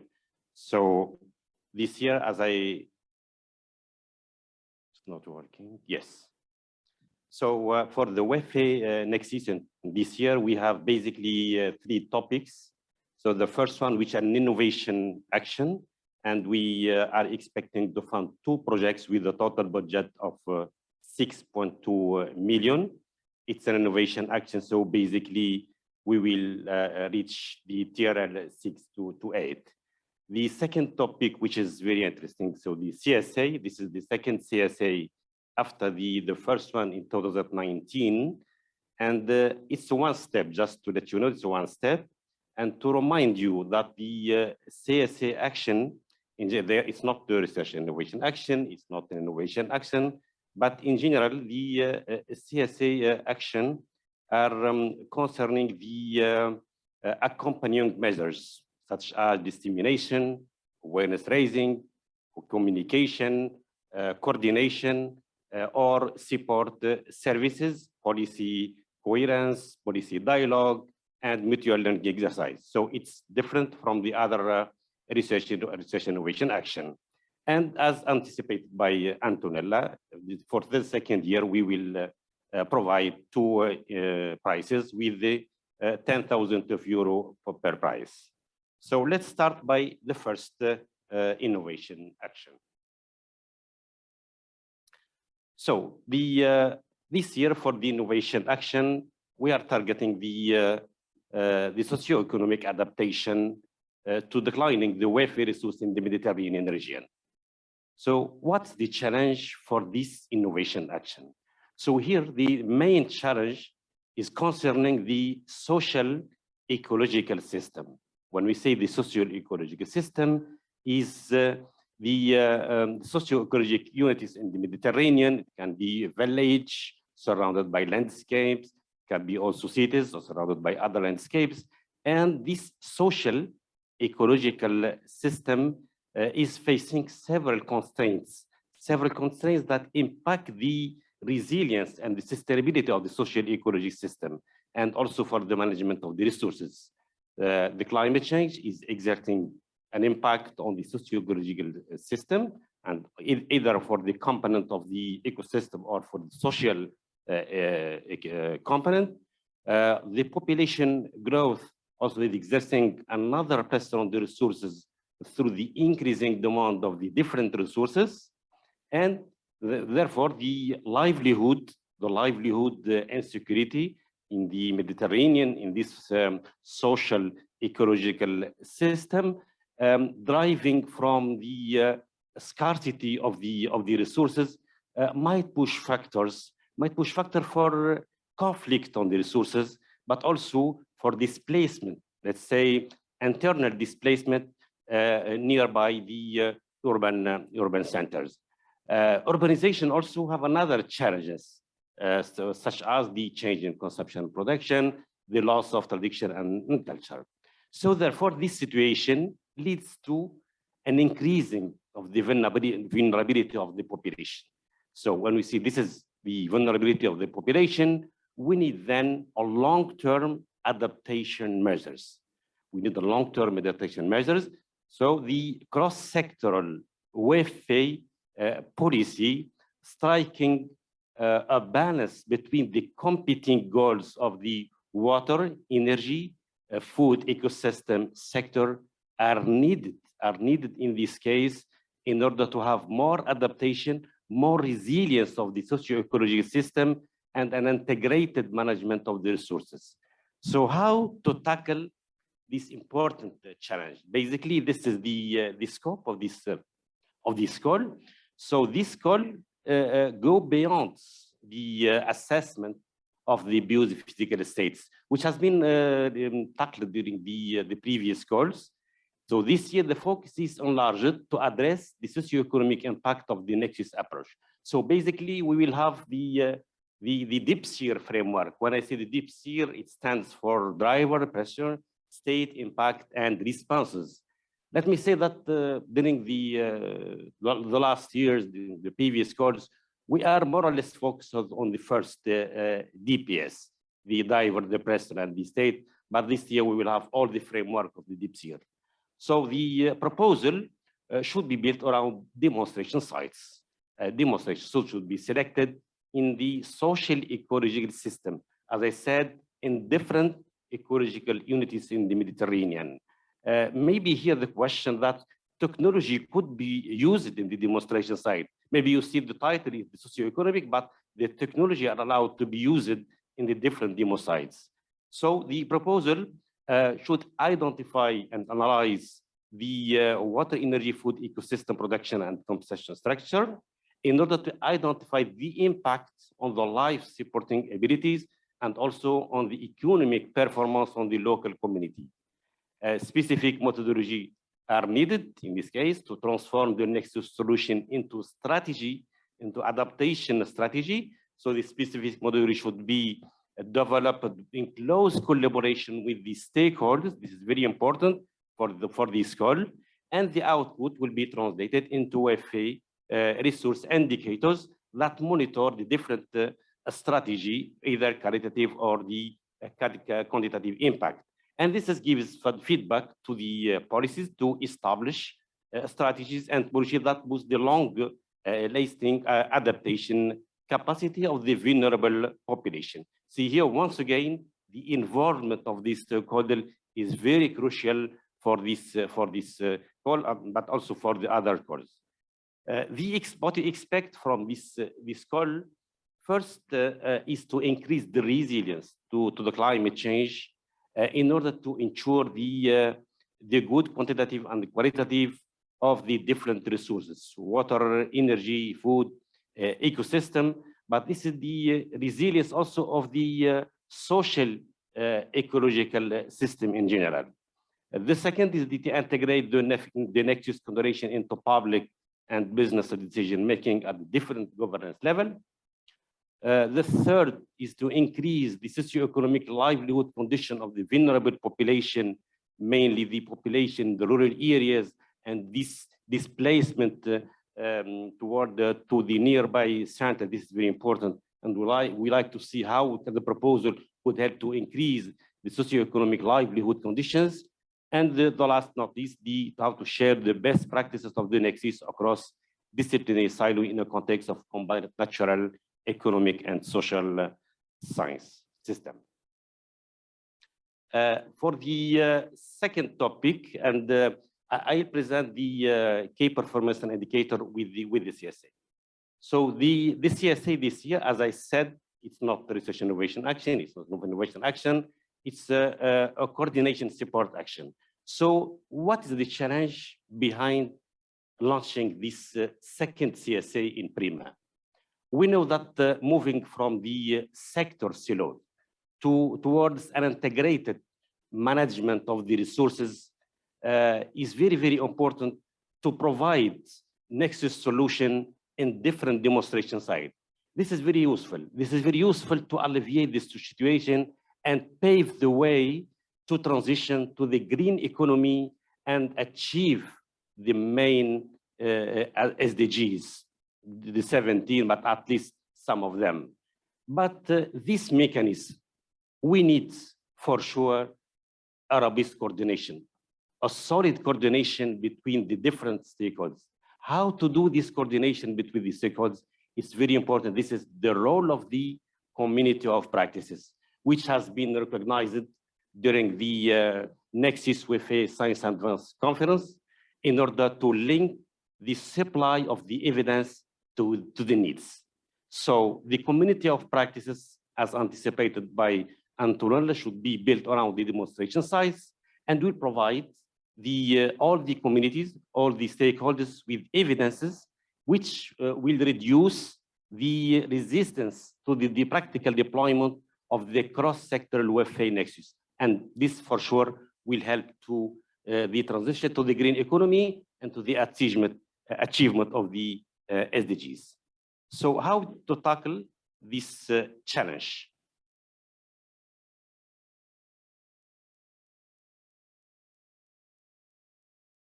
Just one moment, because yes. So the scope to tackle this, the challenge of the what I already mentioned. So the demo site should be built around the network of the different demo sites in the Mediterranean, different living labs, in order to disclose and make available the existing knowledge, let's say, spread in all the Mediterranean region. So basically, the demo sites are a distinctive feature of the community of practice. So it's not just a space to meet, but it's a space to learn, to exchange a lot of existing practices. So in this call, it's not expected to have new demo sites at all. So we will use what we have in the different region in the Mediterranean area, the different demo sites.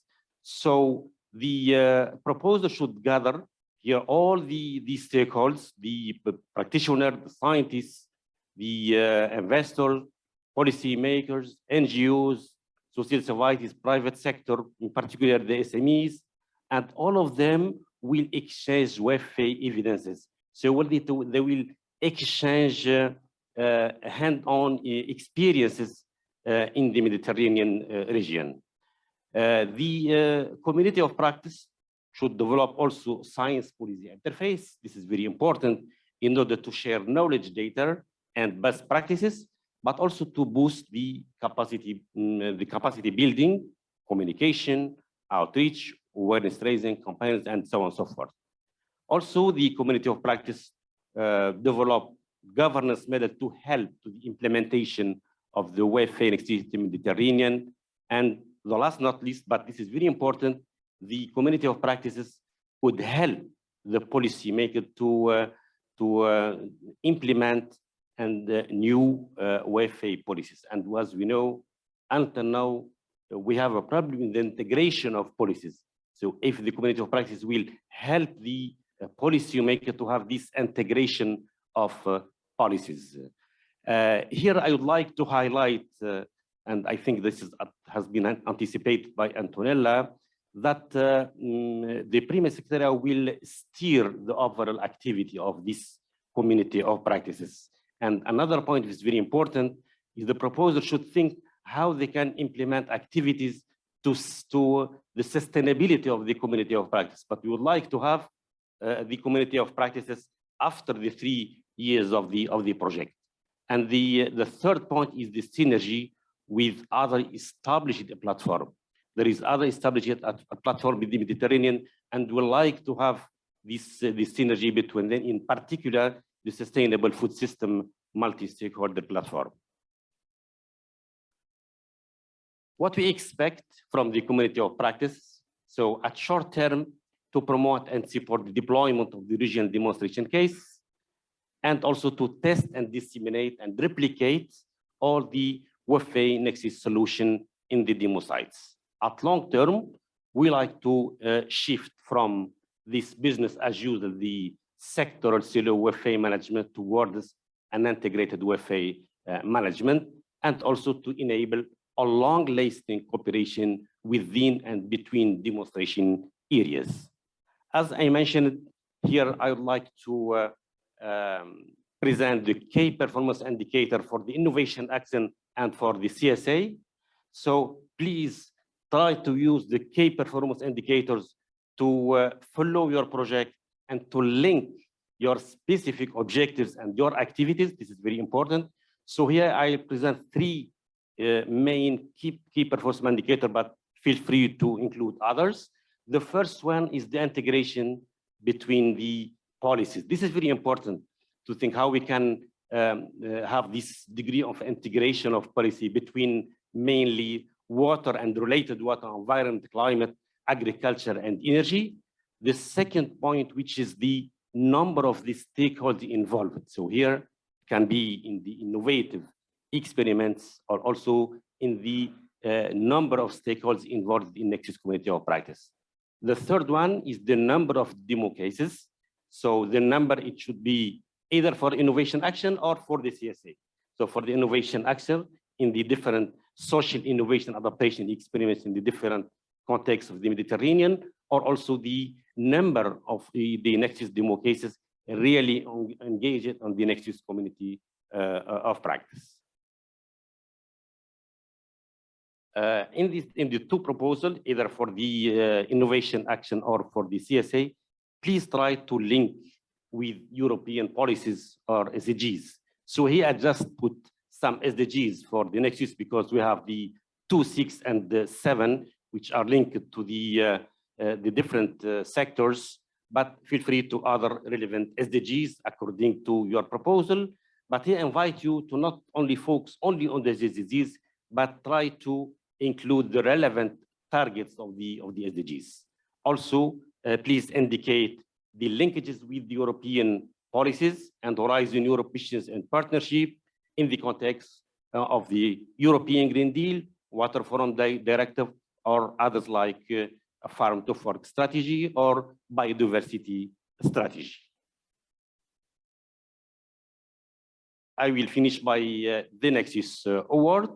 As last year, we will provide 2 prizes for the 2 winners who could demonstrate the socio-economic benefits of the proposed Waghei solution, demonstrate that the proposed Waghei solution have been already adopted by the end users. In particular, would like to see that some Waghei solutions have been adopted by policymakers. This is very important.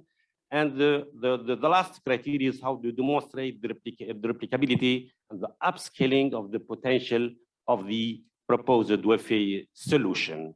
I will end up my presentation by highlighting an important aspect, which is the involvement of the stakeholders. This is the case success of your project, either for the innovation action or for the CSA. It's very important, not only during the project, but also after the project for the sustainability of your project. With this, I wish you good luck, and back to you, Octavi.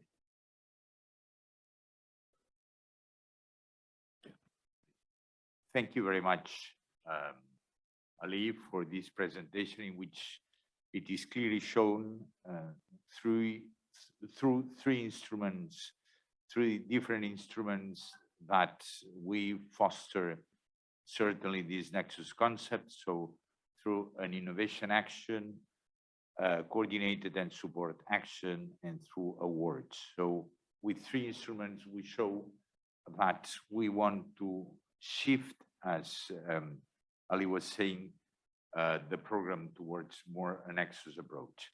And now, last but not least, I'd like to invite Eda Demir. Eda Demir she's the the project officer responsible for Section 2. She has a huge work with her because she is responsible for everything under Section 2.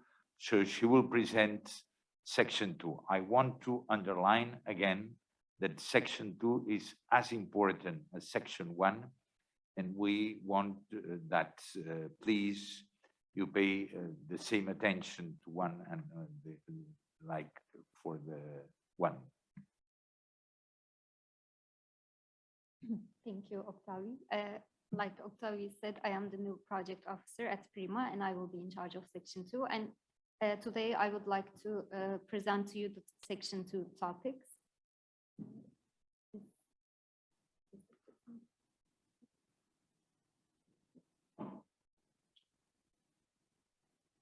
The Section 2 calls are not funded by the PRIMA program itself, but are funded by the PRIMA participating states funding agencies. So the participation rules are generally made up by the national funding agencies. So you will have to check if you are eligible for participation on our website. I can also help you for this. For this year's Section 2 calls, we have 3 topics: water management, farming systems, and agri-food value chain. The first topic, water management, is a research and innovation action. The topic is prevent and reduce land and water pollution due to agri-food activities. We are expecting projects to have a minimum of 1.5 million euros, because we think this is the scope of the projects that can help address these challenges. The calls are already launched on our website, you can find it, but the submission deadline will be the 22nd of March. For the water management topic, the challenge is that in the Mediterranean region, as we all know, there's an increase in the surface and groundwater exploitation, which poses a risk to water resources. So water scarcity and poor groundwater quality are a problem in the region. There are many non-point sources of pollution, and we know most of them, but sadly, the most significant non-point contributor of pollution in the Mediterranean area is agricultural activities. Coupled with the low annual rainfall and the common occurrence of alkaline soils in the Mediterranean region, this provides an environment in which agricultural production contributes to the salinization of aquifers and also the frequent eutrophication in wetlands and coastal water bodies. So for the scope of this call, the general aim of your project should be to reduce risk of water pollution and salinization. Under this general aim, we want you to consider the specificities of the Mediterranean area, water and soils. These specific conditions, among other typically Mediterranean soil and climate factors, should be considered when searching for technical solutions for minimizing water pollution, for restoring water bodies to acceptable water quality standards, all the while ensuring profitable agri-food activities. In this sense, and under a circular economy approach, particular attention should be paid to water reuse, as well as to the valorization of other byproducts, also to the minimization of external use of resources. We also want you to consider fertilization regimes, which should be improved for conventional and organic farming practices, to focus on organic matter management, studying how mineralization occurs. The goal is to provide more informed decisions on organic matter and mineral fertilizer application. We would also expect you to conduct some socioeconomic studies assessing the cost-benefit outputs for each of the new proposed practices.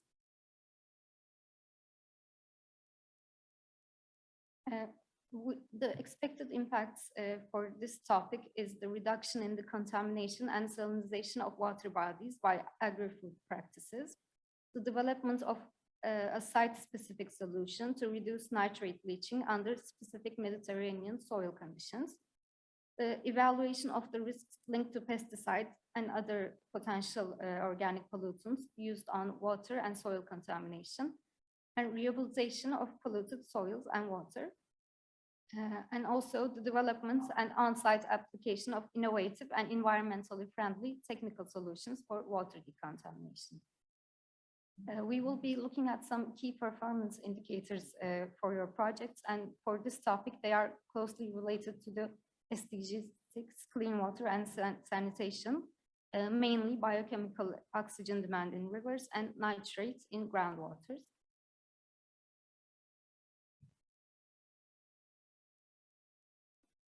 The second topic for the Section 2 calls is the farming systems topic. Again, this is a research and innovation action. The topic is improving the sustainability and competitiveness of agropastoralism in the Mediterranean region under the context of climate change. The deadline for this call is the same. Again, we are looking for projects with a minimum of 1.5 million euros. We think this is the minimum that can address this topic. The challenge for this topic is, as we all know, agropastoralism is very significant in the Med area, especially considering that in the Mediterranean area, 50% of the land is marginal rural settings, such as islands, mountains, and dry lands.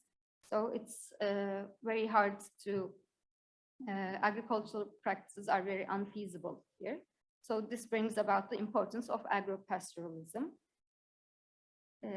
Agropastoralism is also the primary source of employment and income and ecosystem function, and it's also very important for ecosystem functioning and landscape management in the Mediterranean area.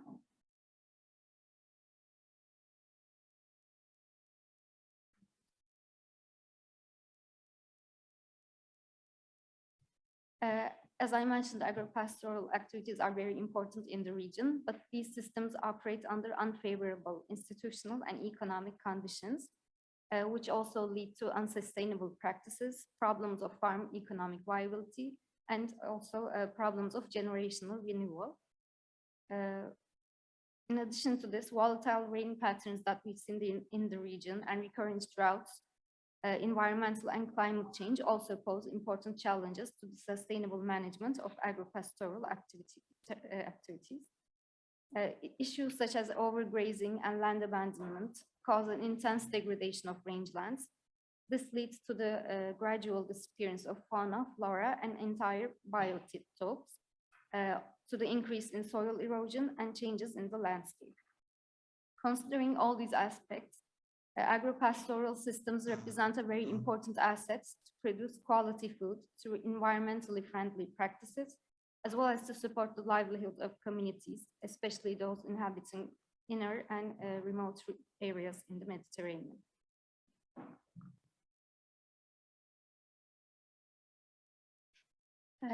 We would like the proposals to promote an enabling environment for viable agropastoral farming and rational use of rangelands.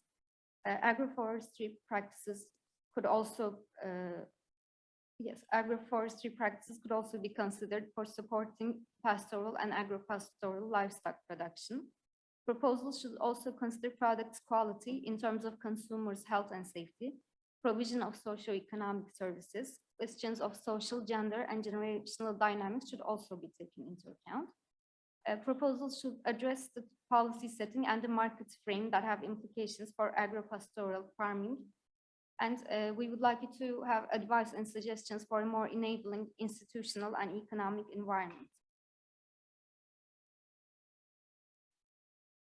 The expected impacts from your projects are to enhance the resilience of Mediterranean pastoral and agropastoral communities, to contribute to improving the economic, social, and environmental conditions of agropastoral farming and livelihoods, preserve and rehabilitate pastoral ecosystems, including animal and plant biodiversity, rangeland recovery, and landscape management, to enhance the quality, typicity, diversity, value adding, and related value chains for traditional pastoral products, as well as to support generational renewal of agro-pastoral farming through the involvement of women, youth, and newcomers.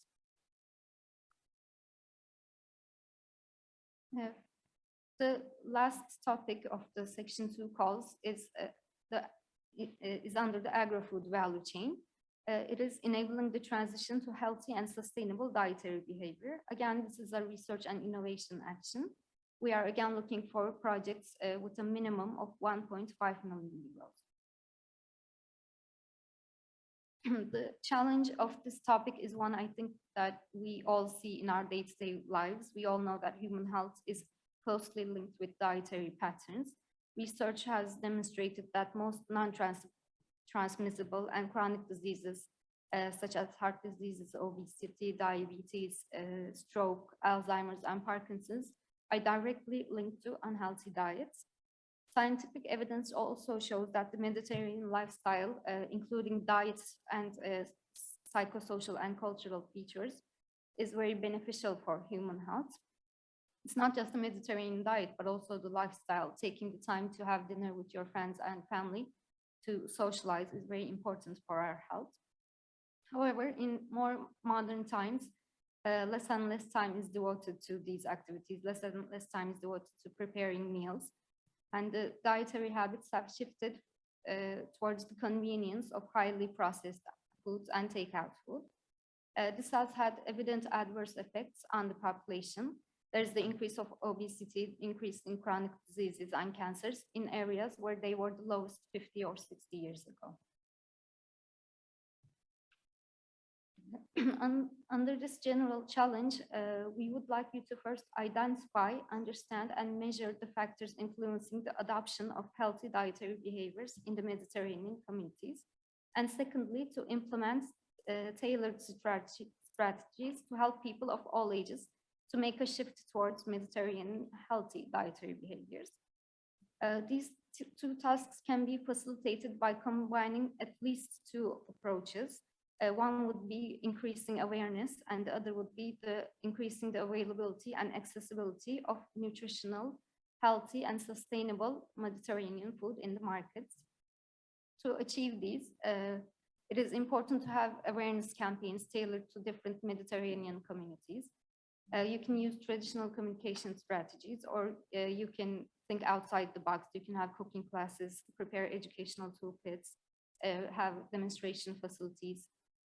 We would like you to do this keeping in mind your target audience. Who are you trying to reach? What are their ages, their genders, where do they live? And what is the best way to reach them?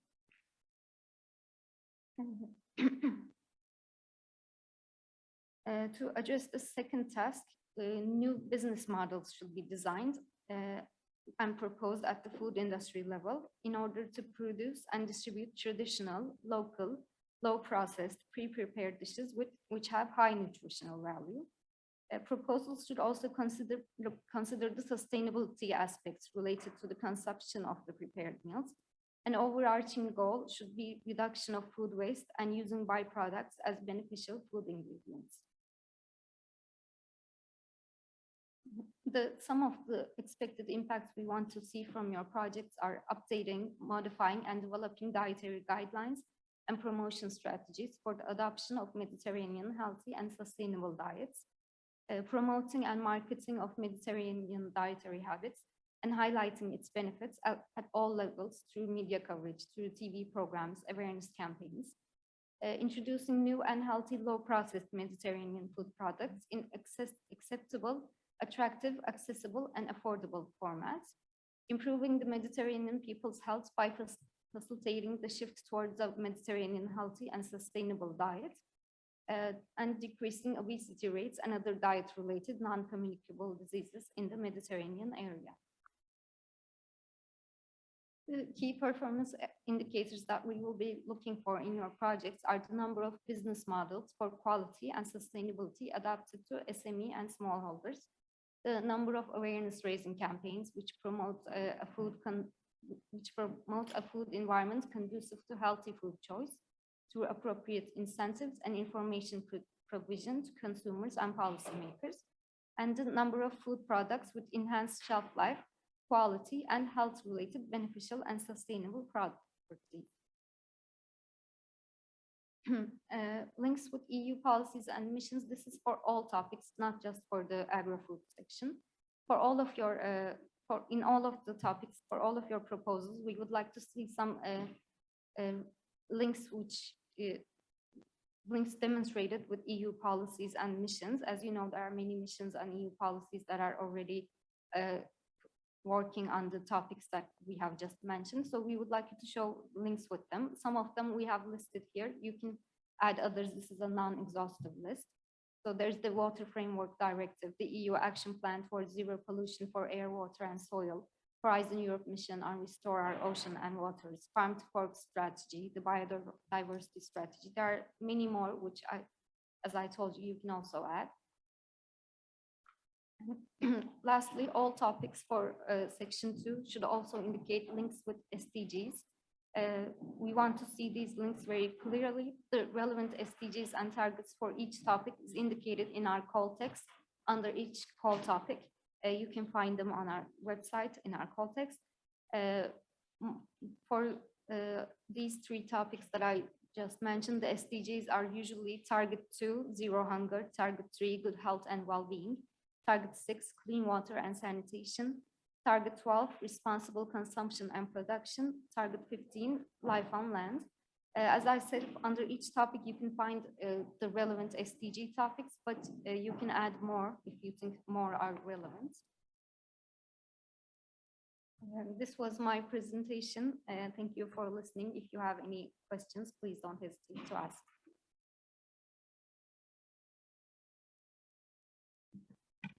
Thank you very much, Eda, for this very comprehensive presentation of Section 2. This was very well presented, and I thank you very much for this, which, as you see, is encompassing quite wide and at the same time following what is doing Section 1. So they are not separated, but they are developing aspects of what is Section 1. And now we arrive at the time for questions. I realize that most questions have been responded at the same time. So simultaneously, as you were raising the questions, the project officers have been answering you. Most of the questions, I record that there are more than 70, I guess, questions that had been answered. You still have time to respond several of them. And I'll start to ask as many questions as you deem appropriate through the questions part of it in your screens. And then I'd like to start myself by announcing very clearly that a question that was raised, whether the Greek funding agency will fund Section 2 projects. The Greek funding agency will not fund projects under Section 2 for this call. They will do it again in 2023, but not in 2022. Therefore, please, in Section 2, do not ask or get Greek partners unless, and there is the only exception, unless the Greek partners say very clearly that they will participate with their own funds. They need to, if you want to have a Greek partner, the Greek partner will tell you that and will send you a statement saying that it will participate with own funds. Otherwise, the Greek partners will not be able to participate under the Section 2 call. Will not accept Greek coordinators under Section 2 because the risk is too big for them if they do not receive funding from the Greek funding agency. Of course, Section 1 works as always. Greece and is still a participating state, so the conditions did not change. The only thing and the warning is that they will not participate under Section 2. Now, I have also a question that marine aquaculture, whether it is included or not, it is not included. It was agreed already. It is as a condition of our basis, the basic act of PRIMA. So this is not possible for to include marine aquaculture in the topics that you would do in any project. And then I don't know whether there are questions alive. So Mohamed, please. Yes. Sorry. Okay. Thanks a lot, Octavi. It is just a common question that we used to receive over the chat here that you may face some problems in accessing the PRIMA website. This is not a problem or a breakdown because now currently we are uploading and refreshing the database and the website in order to launch the call and to publish the documents. So just keep refreshing your browser and then you will find out now it's going to work and normally, and you can access all the documents. Thank you. Thank you very much, Mohamed. Is there any other question? Yes, Ali. Yeah, just for the templates, we have a question regarding the templates. So in PRIMA, we are following the H2020, not the templates of Horizon Europe. Thank you. Yes, this is clear. Any other issue? If not, if there are no more questions besides those that have been already answered by our colleagues, we'll break now. We'll break for 15 minutes. It was foreseen for 10 minutes, but since we have some time, we'll break for 15 minutes. The second part of today's info session will be on, and we did that already in previous years, on tips for make submission of proposals to explain how the evaluation runs. And this is very important when you write a proposal that you sit, you put yourself in the shoes of an evaluator on how to write a good PRIMA proposal, how to find partners for your projects, and finally, again, technical questions on budget issues, how to prepare the budget, and on legal questions, very especially the most important legal document, which is the grant agreement between you and your funding agency, that may be PRIMA or the national funding agencies. This is it for now. Thank you very much for your attention. Let me just inform you that so far there have been 870 people participating in this Info Day. So thank you very much for this huge participation. And let's be back in 15 minutes from now. Thank you.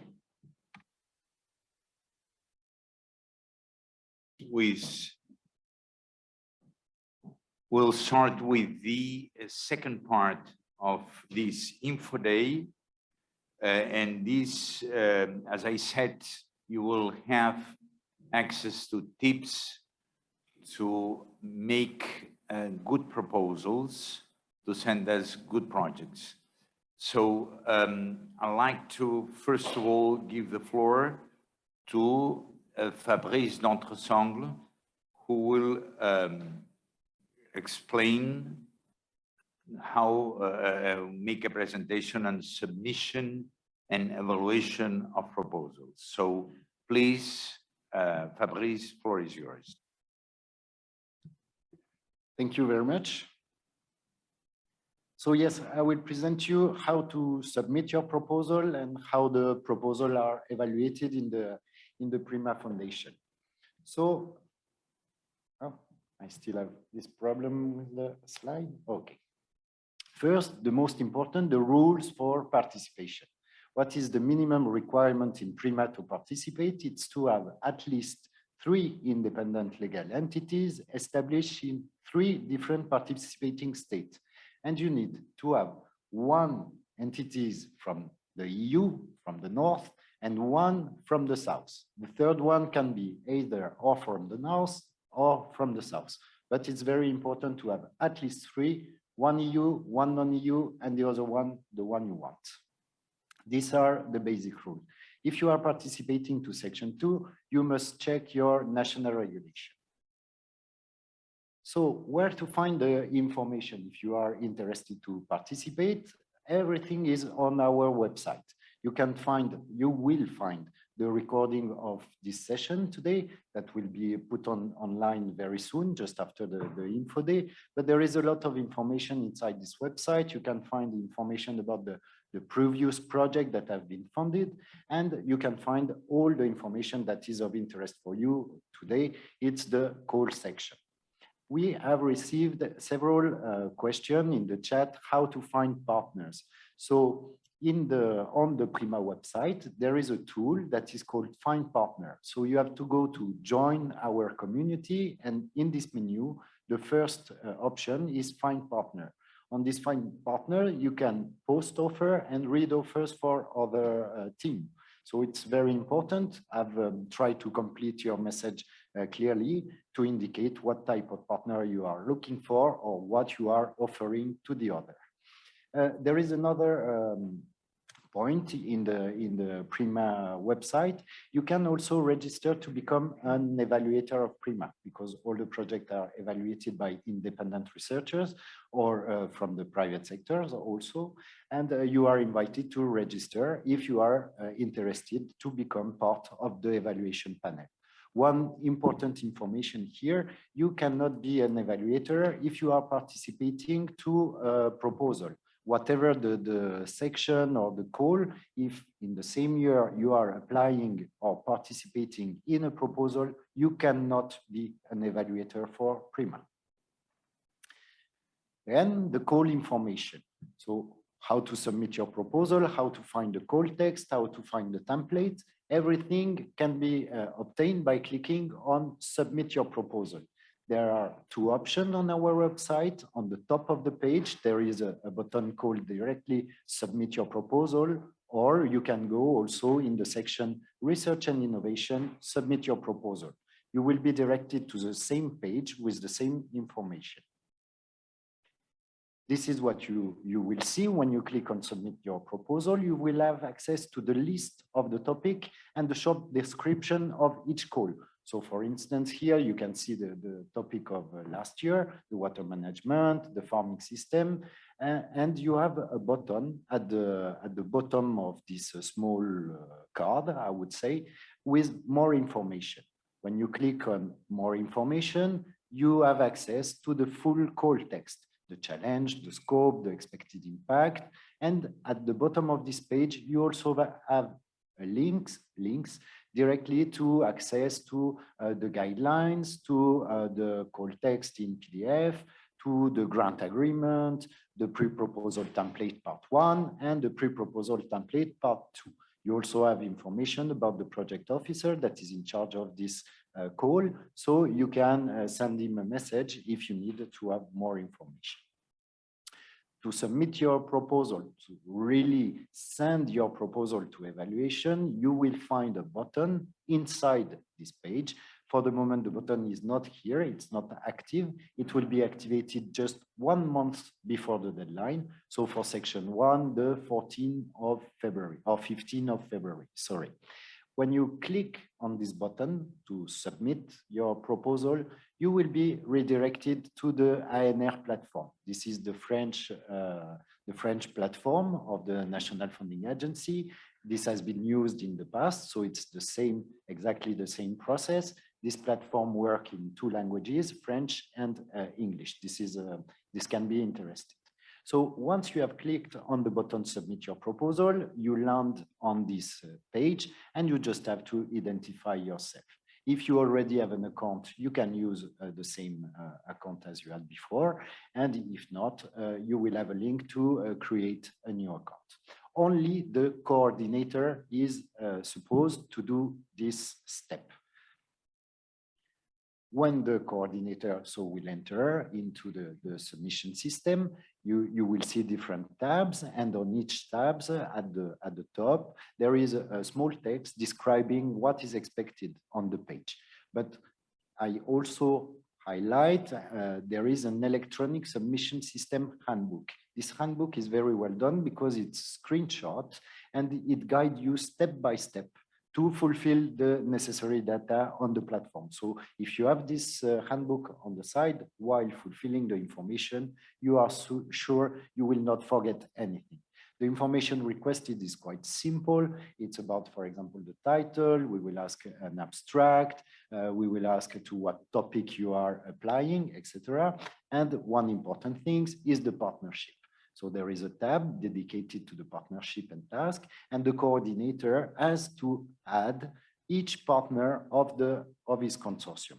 When he does this, an automatic message is sent from the platform to the person, to the new partner, to inform him or her that he has been invited to participate to this consortium, and this grants him the access to the platform to fulfill the information about the administrative data and about his budget. So each partner can edit his own part. So I will not go into more detail about the platform because I repeat, the electronic submission system is very clear and is a guide step by step with screenshot. So please use it and it will be very easy for you.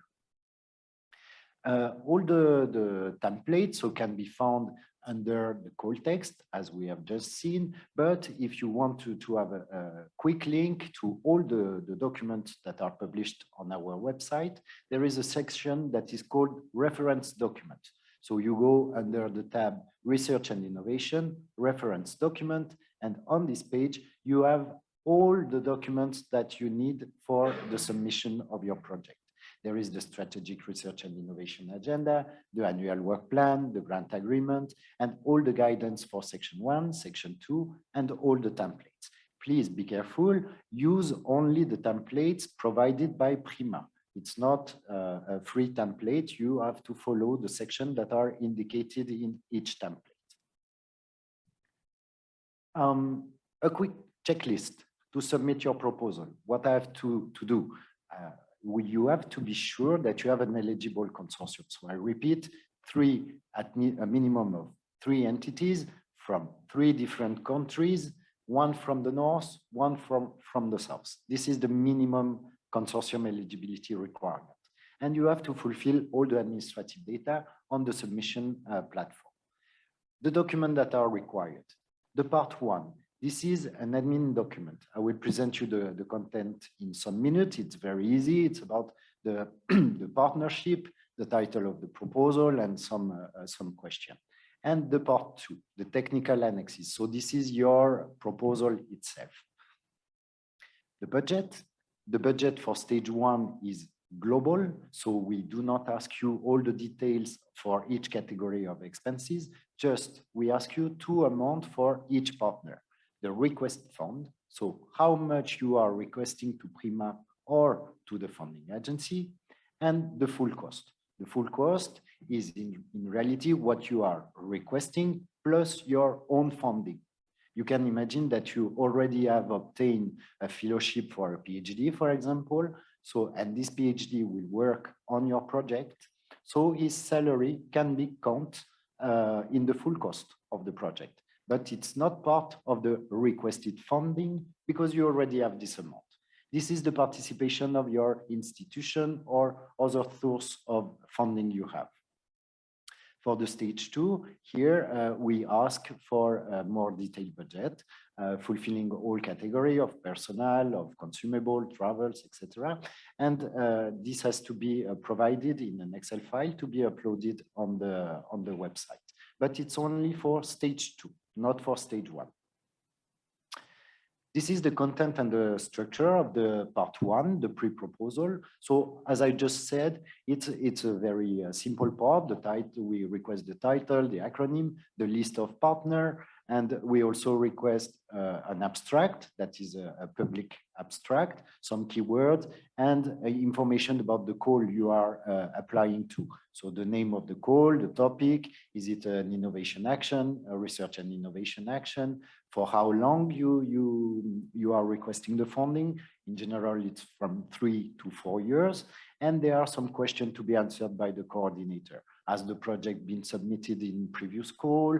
You have also, for the private sector, to verify the financial capacity of your entity in some cases, and the total budget of the project.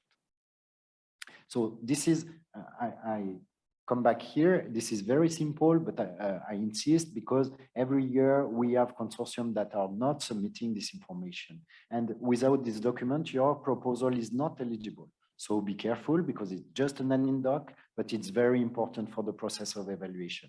Without this doc, your project will not enter into the evaluation phase. The proposal part 2. So in general, you do not forget this part because this is the heart of your project. And the part 2 for the first stage is composed of 2 points, excellence and impact. I will not enter into detail because my colleague will make a presentation on how to fulfill these items. But just to let you know, excellence is the first part and impact the second part. All in all, your pre-proposal must not be more than 10 pages. If it exceeds the 10 pages, the system will automatically reject your proposal. So be careful about that.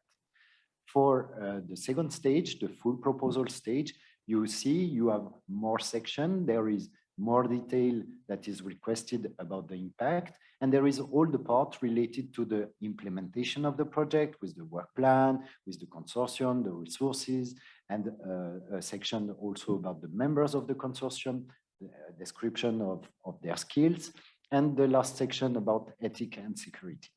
All in all, this must not be over 50 pages. Again, if it's more than 50 pages, the system will reject automatically your proposal. What is the evaluation process? How it works in PRIMA? So you send your proposal. We will check if they are admissible and eligible. So if you have sent all the documents, if you have the 3 countries in your consortium, and if you pass this eligibility check, I would say, we will send your proposal to 3 independent experts. They will do their evaluation by their own. They don't know each other. They don't know who is part of the committee or nothing like this. Everyone, each expert is evaluating the proposal individually. When we receive the evaluation of the proposal, we then organize a panel of evaluation in which we discuss the proposal and we rank them according to their score. Then this is what we can say we obtain a ranking list. At the end of the first stage of evaluation, we invite some proposal, the top ranked proposal, to submit a full proposal for stage 2. And again, so we start with the admissibility check, eligibility check. The full proposal is sent to 3 evaluators, and we have a panel that produces a ranking list.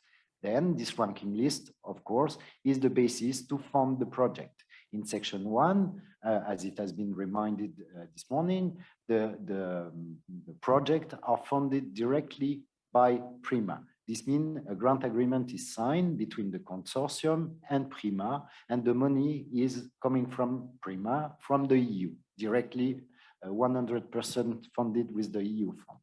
In section 2, the process is a bit different because each national funding agency is funding its own researcher. So it means Spain is funding the Spanish, Turkey is funding the Turkish team, Egypt, the Egyptian team, etc., etc. So we follow the ranking list, and then we publish on our website the projects that are funded, and each beneficiary has to contact his funding agency to sign the contract and to start the project. Then, of course, when you start the project in PRIMA, we will monitor your project to see if everything is going well as it was planned initially. What are the evaluation criteria? They are the classical H2020 criteria, meaning the excellence part will be scored out of 5 points, the impact part will be scored out of 5 points, and this is for stage 1.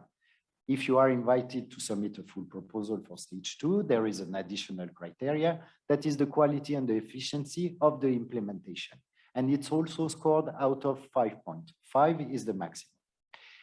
If you are participating to an innovation action, the criteria impact has a weight of 1.5. So this is very important to be careful and to do not neglect this part of impact, because as you can see, it's in the first stage, it counts for half of the point, 5 in excellence and 5 in impact. And this led me to the threshold, because in step 1, to be invited to submit a full proposal, the project must reach at least 4 points out of 5 for each criteria. 4 points out of 5 in excellence and 4 points out of 5 in impact. If you have 5 and 3, your proposal cannot be invited to the second stage. In stage 2, there is also a threshold. The threshold is 3 points for each criteria, 3 points for excellence, 3 points for impact, 3 points for the quality and implementation, but with at least a total of 10 out of 15, okay? The evaluation criteria, so I will not read them, of course, you can find them in the annual work plan or in the guidelines for applicants. There is a description, and it corresponds to, each part corresponds to a part of the template part 2, excellence, impact, and quality of implementation. The recommendation, don't wait the last minute. It's really a simple process to upload your document, but it takes time because you have to enter, for example, each email of your partners. You have to enter some numbers, some administrative data. Very simple, but it takes time. And if everybody is logged at the same time, of course, the system can be slower. So you can start your process, you can stop when you want, because there is the possibility, of course, to save what you have done. So you can stop, go back and complete your application, but don't wait the last minute. Be sure to submit the part 1, because as I told you, every year there are some projects that are declared not eligible just because they forgot to send us this part 1. So, and all the requested document, of course. And for section 2, we strongly encourage each partner to contact his national contact point to be sure he is eligible and the amount of budget he can request and what are the eligible items. Because also every year we have partners that are declared not eligible in the consortium, and so this penalized in the full consortium, because when you have a partner that is not eligible, of course, it changes your plans. So please do not hesitate to contact your NCP. On our website, we also have the list of national contact points under the section Research and Innovation. So here you can find all the detail about our colleague in each country. Thank you very much. If you have some question, we will answer you. Best. Thank you very much, Fabrice, for these tips that I hope will be very useful for all applicants. And now let's change to Mohamed Wageih, who will present how to write a good PRIMA proposal. Mohamed, the floor is yours.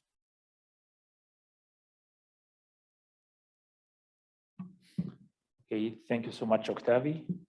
Good afternoon. Okay, we will start soon with the presentation. So in the next presentation, I'm going to show to you some tips and tricks on how to develop a good and a competitive PRIMA proposal. Thank you. Okay, as you are now familiar with this, that the PRIMA program or procedure, it is a two-stage submission. So you submitted the first stage, only 10 pages. If accepted, you will pass to the second stage, except for the CSA, which, as mentioned this morning, it is a single stage submission. So for the first stage or the pre-proposal, you are asked to submit two parts. Part one, which is the administrative data of your project, which is an online form that you need to fill, as my colleague Fabrice already mentioned in the previous presentation, in addition to PDF, which is a template that you can download it from the PRIMA website, you fill it, and then you upload it. There is no page limit for the part one. And please remember to upload it to the system, because sometimes we noticed that some projects, they may forgot to upload this at the last moment. The second part, which is the beefy part of this application, which is the pre-proposal or the scientific document. As already mentioned in the previous presentation, that it is maximum up to 10 pages during the first stage. You download the template from the PRIMA website, you fill it, and then you submitted it if you are the coordinator. So the coordinator is submitting it on behalf of the consortium. And then we do the admissibility and eligibility check at the PRIMA Secretariat for Section 1 and for Section 2. And there is one step further for Section 2 that is going to be as well checked by the national funding agencies involved in your project. And then we pass the applications to the external assessors in order to do this technical evaluation. Once you have been accepted and invited to the second stage, you will be asked to submit the part one again, which is the administrative data online, and a new part one template from the PRIMA website. You fill it again and you upload it to the system. Part two, which is the full application, maximum 50 pages. You download, you fill, and then you uploaded it as a PDF. And the new item for the second stage, which is a budget sheet, it is an Excel format that you downloaded from the PRIMA website, you fill it, and you uploaded it as an Excel file, not a PDF. We do again the admissibility and eligibility check, and the external and independent technical evaluation, and then go to the contracting phase. For the time limitation, I'm going to just focus on the part two for the pre-proposal and present the details as already presented by my colleague Fabrice. In the first stage, you will have two parts or two sections. The first section, which is the excellence, and 4 subsections under this point. And the second part, which is the impact, and only 1 point to be addressed. Again, this is a pre-proposal stage. You are asked to submit only 10 pages. If you try to submit more than 10 pages, the system is smart enough to alert you that you exceed the page limit, so you need to revise your application. Except for the CSA, because this is a this is a single stage submission. But here we are talking about the research innovation actions and innovation action. For the second stage, you will be asked to submit the full application with a max up to 50 pages. Again, you will have the same 2 sections, excellence and the impact, in addition to 1 extra points or subsection, which is 2.2 for the measurements to maximize the impact. And we have other sections, section 3, about the quality and the efficiency of the implementation that you are going to do, members of the consortium, and the ethics and security. So in the next slides, I'm going to pay more attention to the first stage submission and to present to you how to draft and to develop each one of these points. So as I said, that the main section for the part 2, which is the first part, which is the excellence, you have 4 points to address. 1.1, which is the overall and the specific objectives of your application. 1.2, which is the relation to the core topic, like the alignment between your project and the idea and the PRIMA core topic.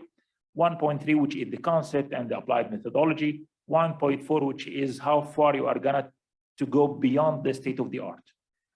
For the second section, which is the impact, you have only 1 point to others, which is 2.1, the expected impact of your application. Again, just as a reminder, we are here talking about the RE and the E actions, but for the CSA, you will be asked to submit the full application, including as well the implementation, the consortium, and other aspects, but in 30 pages. So let's take each one of these points. Let's start with the first point about 1.1, the specific and overall objectives. You need to draft your SMART objectives. I think you are now familiar with this term. SMART stands for specific, measurable, achievable, realistic objectives and timing that you are going to achieve it through the time period of your project. You can use some bullet points and some abbreviation to present the overall and the specific objective of your project. Try please to be precise and specific, so avoid the too ambitious goal or overestimation. Read and reflect the call text. This is a milestone here for any application that I have to read carefully the application to make sure that I am aligned with this goal, and you will see in the next slides, I'm gonna to emphasize more in this point. Avoid the narrative description, because remember, in the first stage, you will only have 10 pages and several points to address. You need as well to specify the size and the locations of, let's say, your living labs or demo sites, the engaged stakeholders, the end users, the target groups, and the main deliverables of your project. The second point in this section, which is the relation between your brilliant idea and the core topic that you wanted to apply it for. So again, you and your team and your partners, you need to read again carefully the code text and to reflect what is written inside the code text in your application.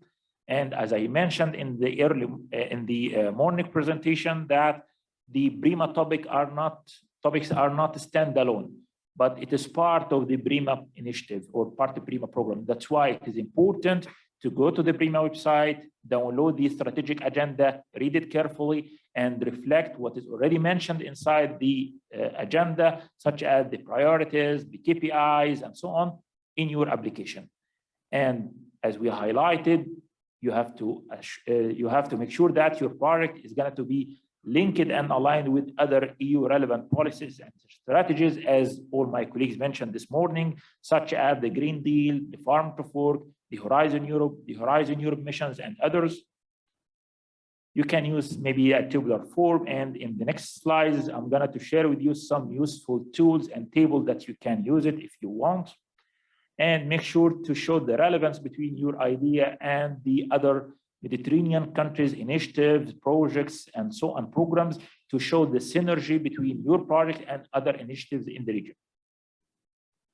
1.3 is mainly about the concept and the applied methodology that you are going to apply. So you need to present the overall concept underpinning your project, show the interdisciplinary between your partner's knowledge, like for instance, you didn't invite them because they are like your friends or your neighbors, but because they have an essential knowledge and know-how and rule in the project. So this is something really important and used to be evaluated by the assessors, as well as the stakeholders' engagement. Include measures for the engagement of the society and the public, positioning your project through a spectrum, like from idea to the application or from lab to the market. And here you can see in a different color, like to highlight it, the technology readiness level. This is what differentiates between a normal application and a good application, that you need to show to the assessor the starting point or the initial TRL of your application and how you are going to advance this TRL through the different activities and actions of your project. Describe any national or international research and innovation activities or initiatives, again, to show the complementarity, and you are not going to start from scratch, but you will build on what have been already achieved. The second point under 1.3, which is the applied methodology or the approach, how you are going to transform your brilliant and very interesting objectives into a tangible result at the end. You need to present the state of the art of the applied technology that you are going to apply, present the logic behind the work packages structure, and not you needing to, in this stage, to mention the details of the work packages, because this is again one of the common mistakes of some application that they used out of this 10 pages. They may use, let's say, 7 or 8 pages just to present the scientific details and the detailed activities that they are going to do. Just mention the logic, the structure of your project, the dependency between different work packages, and you can do this detailing in the second stage. Describe as well the gender dimension, and this is, we have 2 levels inside your consortium: the decision makers, the PIs, the consortium representatives, and on the other level, like at the level of the stakeholders, the beneficiaries, and the target groups. You need as well to present the relation to the work program, like is it a research activities or for demonstration, for piloting, or for the market replication. The last point under the first section or the first part, which is 1.4, how far you are gonna to go beyond the state of the art. So we ask you to show the novelty of your project and the added value of it. Describe the innovation potential of your application, like it's groundbreaking objectives, novel concepts, new alternatives, protein, for instance, are going to be introduced and commercialized to the market, but not to forget as well to mention the other types of innovation, such as service innovation, institutional innovation, and organizational one.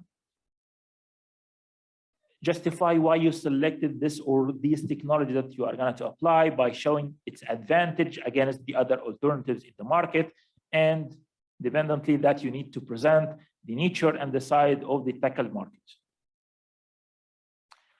For the second part or the second section of the pre-application, which is the impact, you need to show the expected impact of your application, be clear and specific and logic to your project. You need to quantify your key performance indicators and specify the targets and the values of those KPIs, and mention how you are going to verify or measure those KPIs. As already mentioned in this morning, that you need to classify those impacts into social impact, environmental, political, or technological advancement, and others. Define the target groups and the final beneficiaries, such as the small farmers, the specific market, and specify as well the location or the sites where you are going to implement this, and the characteristics of these locations and sites. And don't forget as well the cross-cutting areas, such as the digitalization, the gender aspect, the ICT revolution, and refer to the PRIMA Strategic Research Innovation Agenda.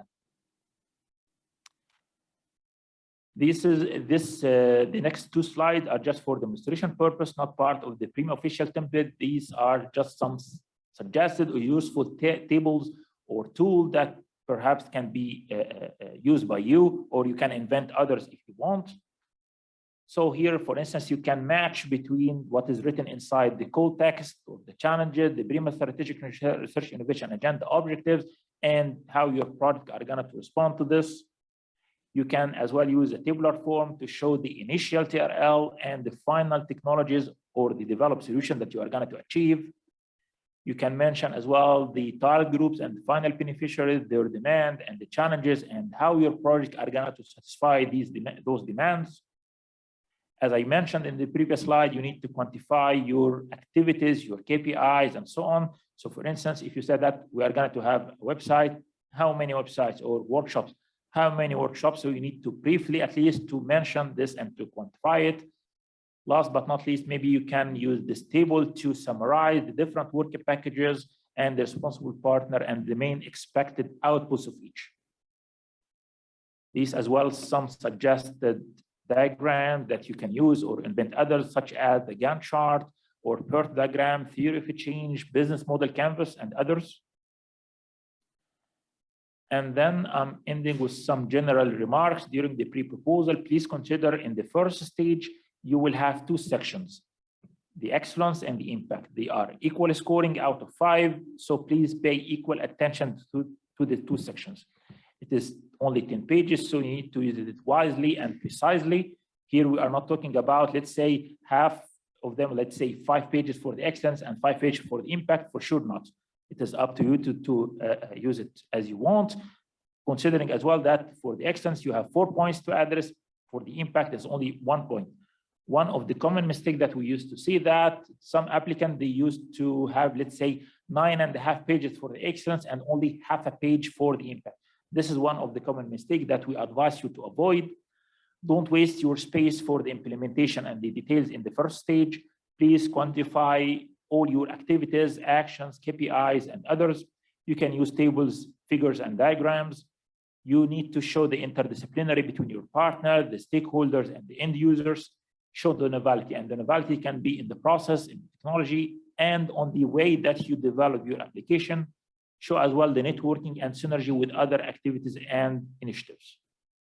General remark for the excellence, it has to fit to the scope of the topic that you are going to submit it for. Show the relevance and the importance of your objective, the soundness of the concept, and show the credibility of the proposed approach and the technology that you are going to use. Show how far you are going to go beyond the state of the art, and show the innovation potentials, and show the appropriateness of the interdisciplinary between your partners and the stakeholders' knowledge. For the impact, again, the maximum score up to 5, show the outputs and match it with the expected impact as mentioned in the annual work program. Mention as well the impact that is not mentioned in the work plan, as we mentioned this morning, that you can define and specify your own impact of your project in addition to those listed inside the annual work plan.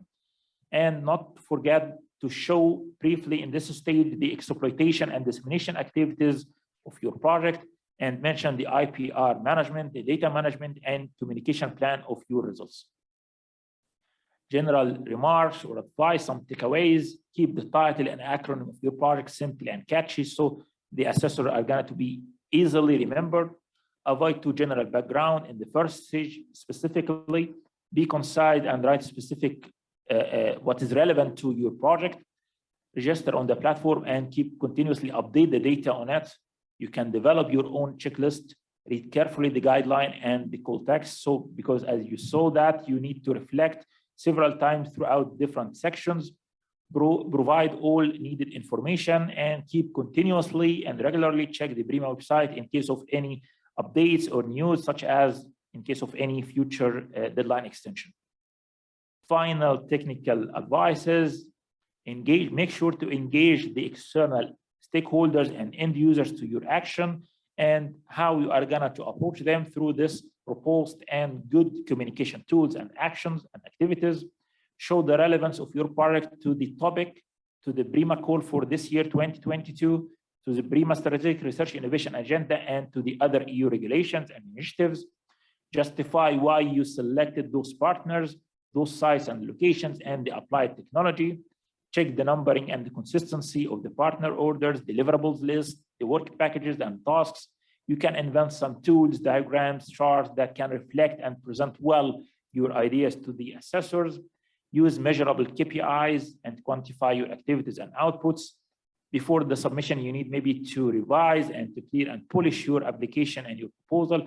For sure, we are not expecting so colorful application, but not as well just a black and white text.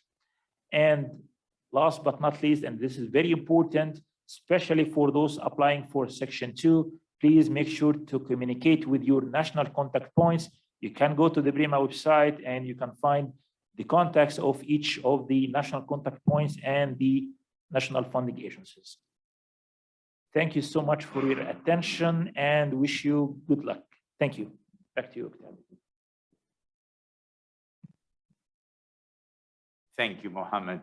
I think that I hope that this was very useful. This is very useful.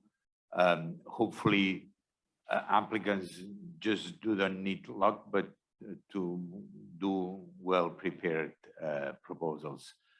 Ali now will present the partnering tool, how to find partners.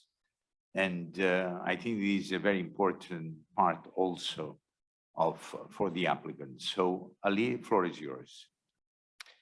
Thank you, Octavi. Let me maybe answer to a question in the answer, because sometimes today we have a proposal. You may submit a proposal, but it has been rejected. So you can try to correct and to amend it and try to feed the objectives for the new topics. and you can submit it again. And Mohamed, I think, has already gave you some important tips and tricks that helps you to submit again. So please submit again your proposal whenever you want to, but you have to see the corresponding topics for sure. So let me go to the presentation. Here I would like to give you some tips and tricks how to build a winning consortium. In general, we are invited to be part of proposal, but if you start from the scratch, I think this is not very easy, and I would like to give you some tips and tricks how you can construct and build a winning consortium. Before going to the different steps, I'd like to give you some information about winning consortium. What are the characteristics of winning consortium before starting to build your consortium? First is the excellence. For the excellence, you have to identify the key opinion leaders. This is very important in your field. So you have maybe some good scientists with huge experience, and they already have selected the projects before. So try to involve the key opinion leaders in the first part. Key opinion leaders, so maybe you could be 4 or 5 partners, and this will be, let's say, the engine of your consortium. So this is the beginning, and they will be the key opinion leader, basically the leader of the work package.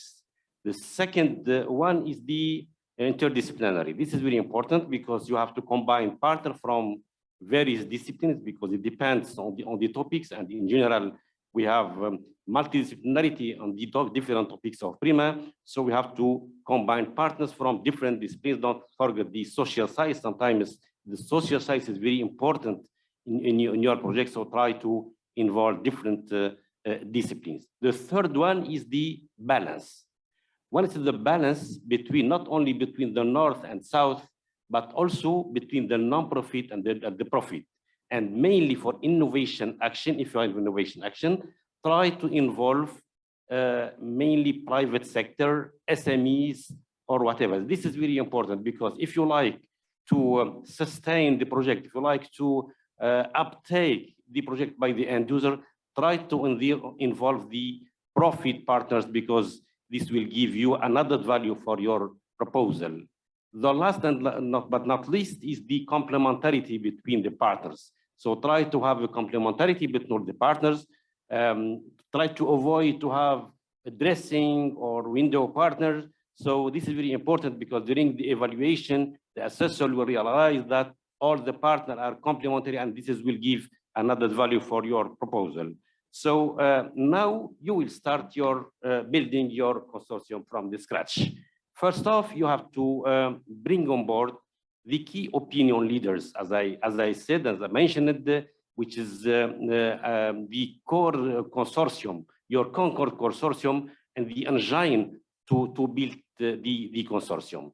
Then you have to develop with the key opinion leaders the rough outline of the project.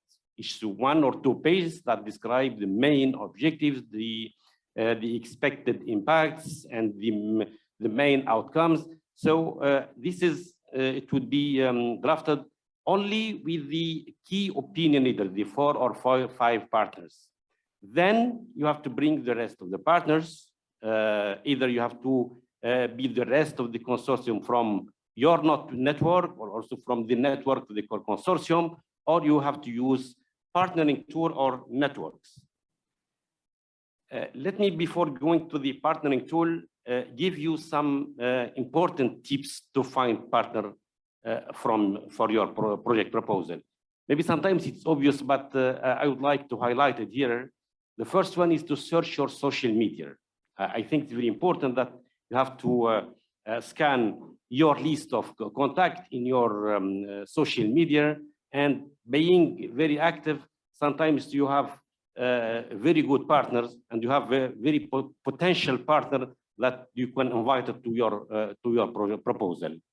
Then the second one is to go to the networking events. This is very important, to go to the networking events, because This will give you a lot of contacts and you will find potential partners for your proposal.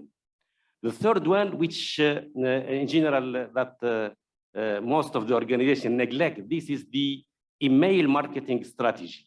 So this is a mail marketing strategy that you have to write a smart and descriptive email to your previous partner if you already for sure participated with them in a funded project, or if you maybe participated but the proposal has not been selected. So try this marketing strategy called the smart and descriptive email. The fourth is to networks. You have to join online networks, and there are several networks that gather partners from European and non-European countries, and joining online networks will give you a lot of an opportunity to join new partners and to involve them in your consortium. And the last not least is the use of partnering tool. Partnering tools are very important. You can search, you can post, you can register, and you can select from the database your partners. And I'll give you the different partner tools that I'm sure that will be useful for you if you are going to start building a consortium. The first one, for sure, I start by PRIMA, is our partnering tool. I invite you to go to the our website, and you see the notified partner. You have two issues here. The first one, you can post a partnership. So you can put your name, you can put your company, and you can describe what you are, your activity. And then the other partner will see what has been posted, and maybe they will contact you to join their consortium. The second one is to use the search engine to view what has been requested and what has been posted in the database. So you can look at the national organization, private sector, SMEs, and whatever. And we have a huge database. So basically, since the first call, and for sure, this list will allow you to include new partner for your consortium. The second one is the funding and tender portal. I think this is a very important tool. It's free, basically, for participants in funding program and tender managed by the European Commission and other European bodies. So you can find partner for your project ideas among participant in past European funded projects. You can filter by the keywords. You can filter also by the organization type. You can see also, if you like, the filter by the country, and so on and so forth. The second one is the CORDIS. I think you know very well the Community Research and Development Information Services. This is a very good network, and this is good. The website is there, so it's related to what has been funded before. So you can find all the project fact sheets. You can find the reports, the deliverable, and you can also link to open access, because we see the publication here, they are open access, and this gives you maybe the idea to contact some potential partner to involve them in your consortium. Here, I would like to give you this guide, this very important guide for partner search. I invite you to read. It has been prepared under the framework of the Bridge to Horizon Europe. It provides the guidance around different partners search tool available, and it's available in internet, so we can download it and check how to find partner. And this is, I think, it would be very useful for partner search. The third one is the Enterprise Europe network. This is a very good database, and you can see here that it's active in more than 60 countries worldwide. You can find 600 members organizations from mainly the business sector. You can find the Chamber of the Commerce and Industry, Technology Pulse, Innovation Support Organization, but also we can find university, research institution, and regional development organization. So I invite you to look at this website, and you can find a lot of partner that it could be useful for your proposal. the European Partner Network. This is new, and I invite you to go to this network, but you have to register for sure. You see here that according to this slide that there are more than 7,000 European partners from more than around 800 European calls. So here, huge number of partners. So you can register first, and then you will have the opportunity to search for a partner, but also you can post also your activity, you can post your organization. If you like to, you have an idea of proposals, you can post it here, and then you will receive answers from this huge database. Then if it's not possible to find partner using this partnering tool and networks, the easiest one is to go to the NCPs. So NCP is here. First, for PRIMA, we have several NCPs, so from the different participating states. So you can send emails to them directly to look at a given partner, even for the academia or for the private sector or whatever. So I believe that the list of the NCPs available here in our website, it will be very, very useful for you. But also for the Horizon Europe, you can find a lot of NCPs that also could help you. You can filter by country, you can also filter by the function, and you have the list, the huge list of the NCP that could be useful to, if you like, to have a potential partner. Yeah, by this, I thank you so much and have a good luck. Back to you, Octavi. Thank you very much, Ali. I think that these tips will also be very useful for everyone. And now we enter in a very technical part, which is the budget preparation. Pau Güell, our financial manager, will present you these guidelines. Please, Pau, the floor is yours. Thank you, Octavi. Good afternoon to you all. So I will give you a briefly presentation. I guess you are already over-exceeding of information, so I will try to be short and concise to the points. So, okay.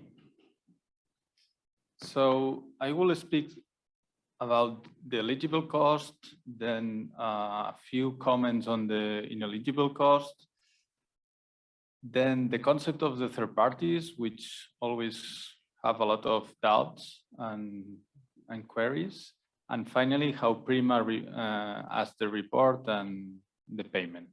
Okay. So before going to each category, I would like to remind that PRIMA calls follows H2020 rules. Okay, so although we are in 2022, our program follows H2020. So in case you have doubts of any of our categories, you can either check on our PRIMA reference document sections, the annotated model grant agreement, where you can find a very detailed explanation and a lot of examples, or just check our model grant agreement where there are the same articles, but in a short explanation. Okay, so the eligible cost, once you prepare the budget, are 5 categories. So the direct personal cost, the direct cost of subcontracting, the direct cost of providing financial support. I will not explain it because it's eligible, but we have not seen it in PRIMA. The other direct cost, and finally the indirect cost. So here, the main difference between direct and indirect is that the direct costs are directly linked to the action and are easily to identify them, whereas indirect costs are costs which are not directly linked to the action, but they are also eligible. Okay. So as for general conditions for all the eligible costs, there are 3 types of categories that you may use once you justify the cost, which are actual cost, the unit cost, and the flat rate. The actual cost is the most common ones, and I would like to emphasize 3 points here. always must be incurred by the beneficiaries. This should be sound obvious, but all the beneficiaries which sign the consortium can justify the cost. If there is a beneficiary that wants to justify cost and they have not signed the consortium, they will be declared ineligible. This is important. Also, the actual cost must be incurred during the period of the action, which is normally 3 or 4 years.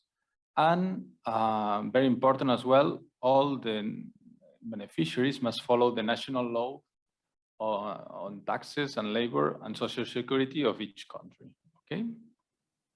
The second category is the unit cost, that it's also possible to use them.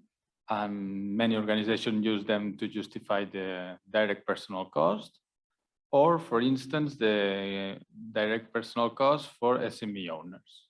Okay. And the flat rate cost, it's we use it for indirect costs, and it's a formula. We will see it later with an example, which calculates the 25% of the total eligible direct cost of the action. So direct personal cost, it's the most important category in PRIMA actions. Normally it's around 60% of the budget of each beneficiary. So normally here are all the employees which are employed by a contract, okay, under the national law, and which they are paid by each entity, okay. But it's possible other cases, such as natural persons who are directly contract with a contract, and they can be considered as employment if they fulfill some criteria. For instance, that they work under hierarchical dependence under the beneficiary structure, the result of the work belongs to the beneficiary, and the cost or the salary that are paid to these employees are similar to the employees of this organization. And the third case is employees of a third party according to the beneficiary. Okay, it is important that they must be set in the Annex 1. So how to report the direct personal cost? It's an easy formula. It's the hour work multiplied per the hourly rate. And now we will see how to calculate the hourly rate. Okay, very important. The hours work must be recorded in time records, okay? So the time records, it's an Excel sheet, for instance, that summarize the hours worked per employee.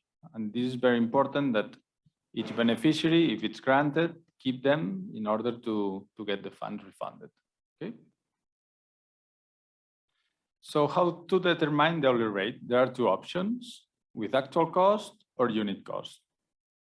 The general case is to use it at actual cost, and we'll see the formula, but it's also possible to justify it in unit cost.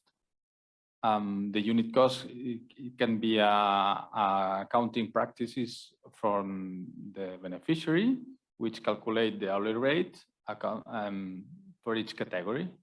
Or if there is an SME owner who works in the action and doesn't have a salary, the H2020 obliges you to follow a formula which is described in the Annex 2A of the Model Grant Agreement, depending on the hourly rate per country. Okay. So the hourly rate, it's an easy division which divides on the numerator the personal cost divided by the productive hours. So the personal cost includes the salary, the social security cost of this person, plus other taxes that might be eligible according to the national law of each beneficiary. On the other side, the productive hours are the hours that an employee can work during a certain period. Normally, it is fixed by the agreement on the work of the company. But if you don't have it, you can use the standard one, which is 1,720 hours. There are also two other options, which are the individual annual productive hours or the standard annual productive hours. Okay. when you will report on the midterm, on the final report, you must be aware that the hourly rate must be only used once the year is closed, okay? So following this example that you are seeing on the screen, in this period, which comes from the 1st of October 2019 until 31 March 2021, the hourly rate of 2019 and 2020 can be used for each year, but the hourly rate of the first 3 months of 21 must be calculated from the 2020 because the year is not yet closed. The second category of eligible costs are the direct costs of subcontracting. It's important to remind that they must be calculated as actual cost and they must be included in the Annex 1, which is the description of the action, okay?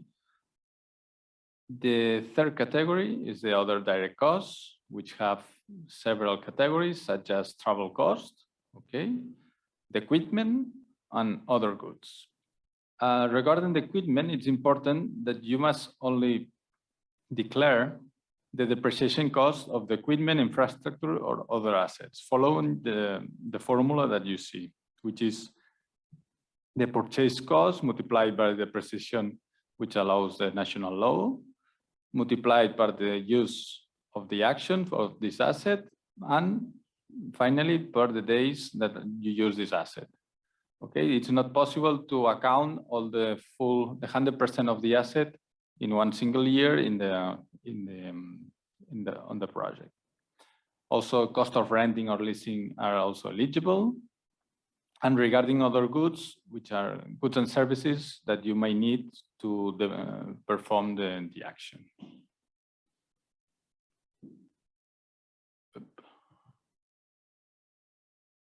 Okay, finally, we have the indirect cost.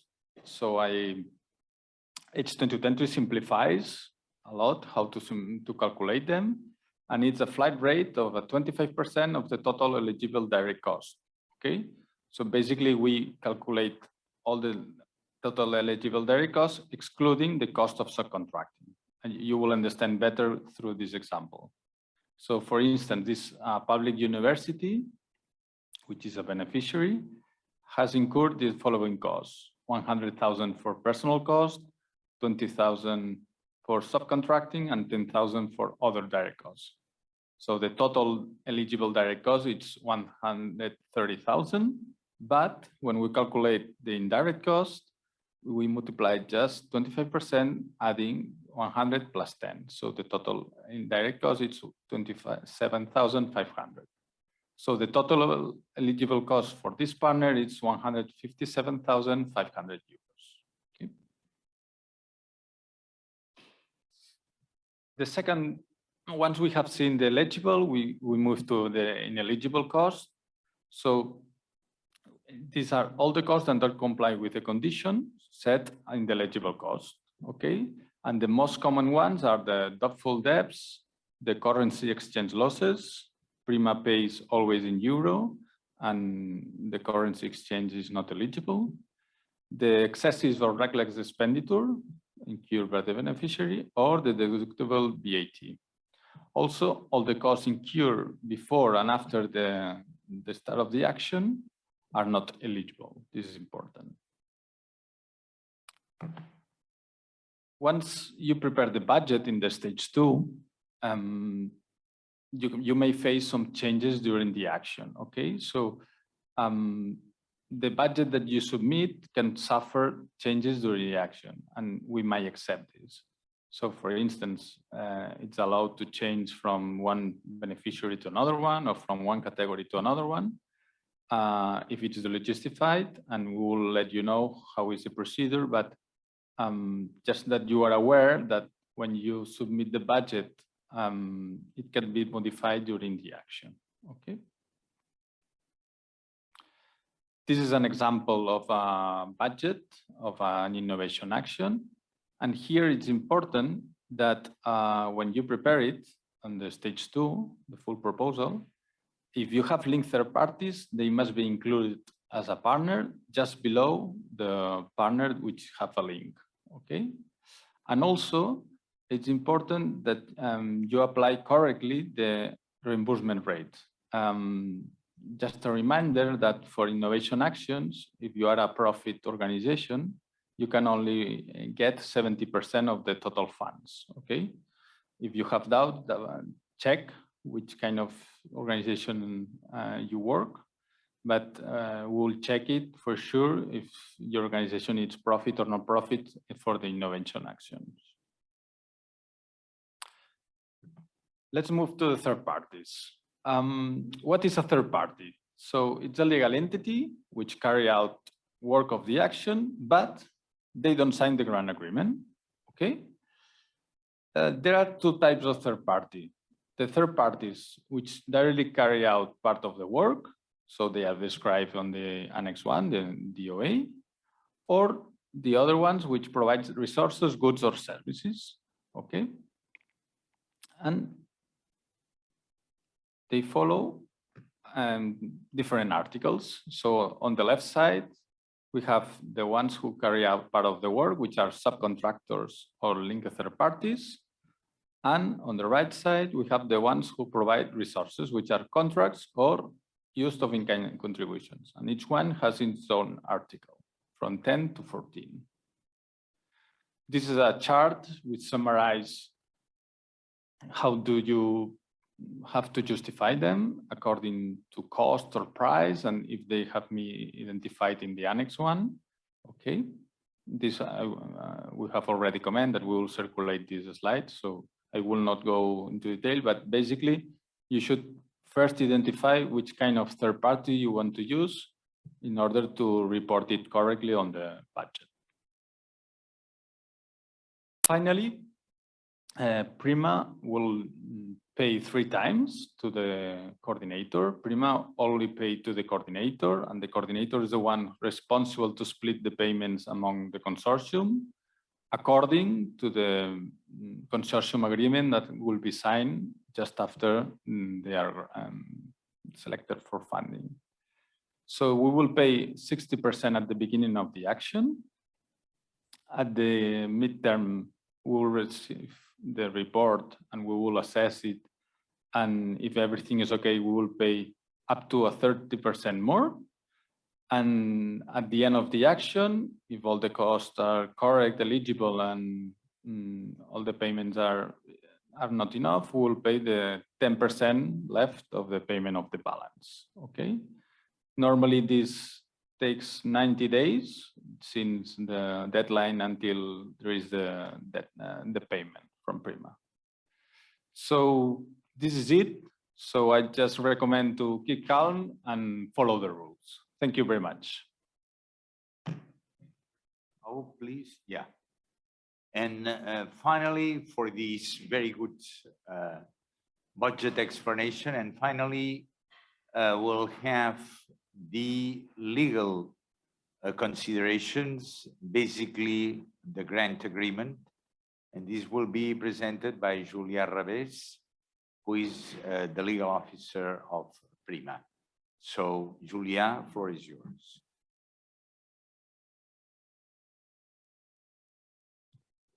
Thank you, Octavi. Good afternoon to you all. Thank you for following and watching us. As Octavi said, I will close this info day talking about our call 2022 from a legal perspective. I'm aware that we gave you a lot of information during the morning. It has been a very intense session. So I will be brief because I will not do a deep analysis of the grant agreement. I will only give you the information that you need to know now in your current stage, in which after attending this info day, you're already thinking about how to build a strong consortium or how to draft a successful proposal. So I will only explain you the main ideas of the grant agreement, and I will describe the procedure that we will follow to sign the grant agreement in case your project is selected for funding and is granted.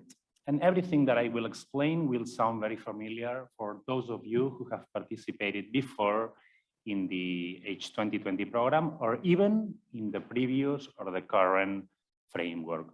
But before starting, allow me to do, but before starting displaying the material, allow me to do one quick clarification. My presentation is related to section 1. As you are already aware, and has been explained in detail during the morning, our calls are organized through 2 sections. In section 1, we PRIMA, we will fund you, and we will sign the grant agreement with you on behalf of the European Commission, acting as a kind of funding agency of the Commission, to put it in a simple way. On section 2, you will be funded by your national funding agencies, and your national funding agencies will sign the grant agreement with you. However, the fundamentals of the grant agreement are common both in section 1 and in section 2. So my explanations will be useful regardless to what section you will submit your proposal. And both sections, 1 and 2, have the same level of importance and relevance in our program. So let's start displaying the presentation, please.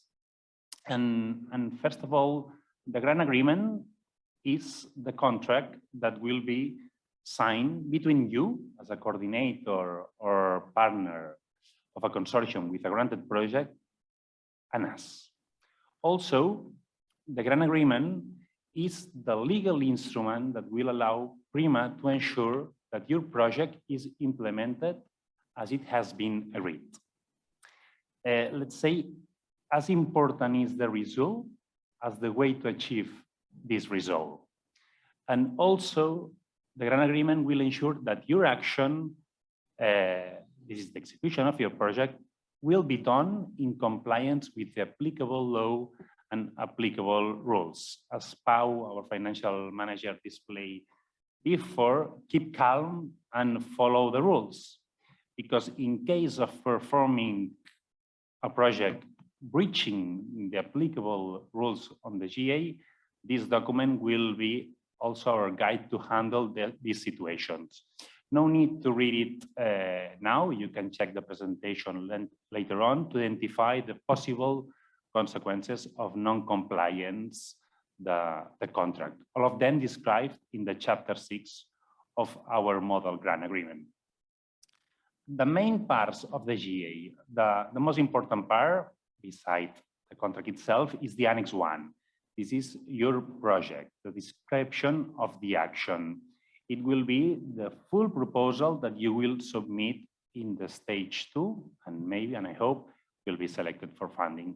The same for the Annex 2, your budget, that has been explained by Pau previously as well. Then we have, obviously, the grant agreement itself with its 58 articles that will be signed between PRIMA and only the coordinator.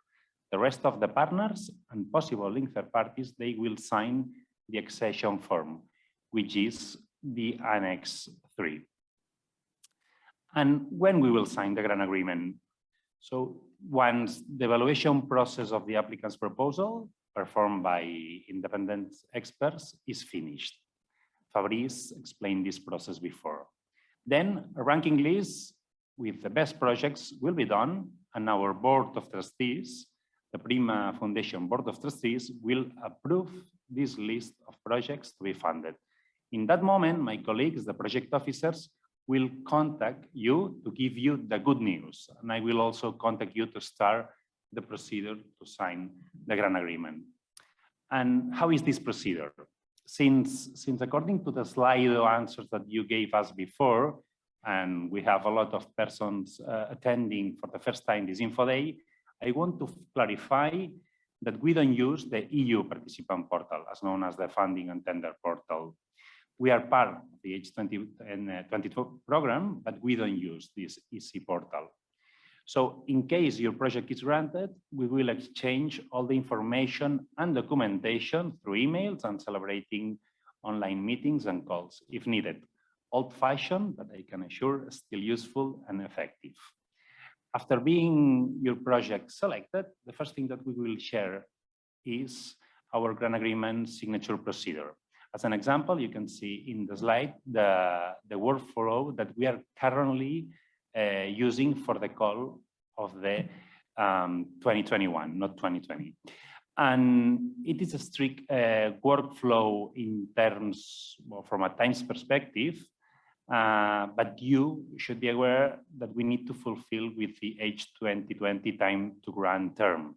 This is maximum 8 months from the call closure, when you will submit the full proposal, your full proposal in the stage 2, until we sign the grant agreement.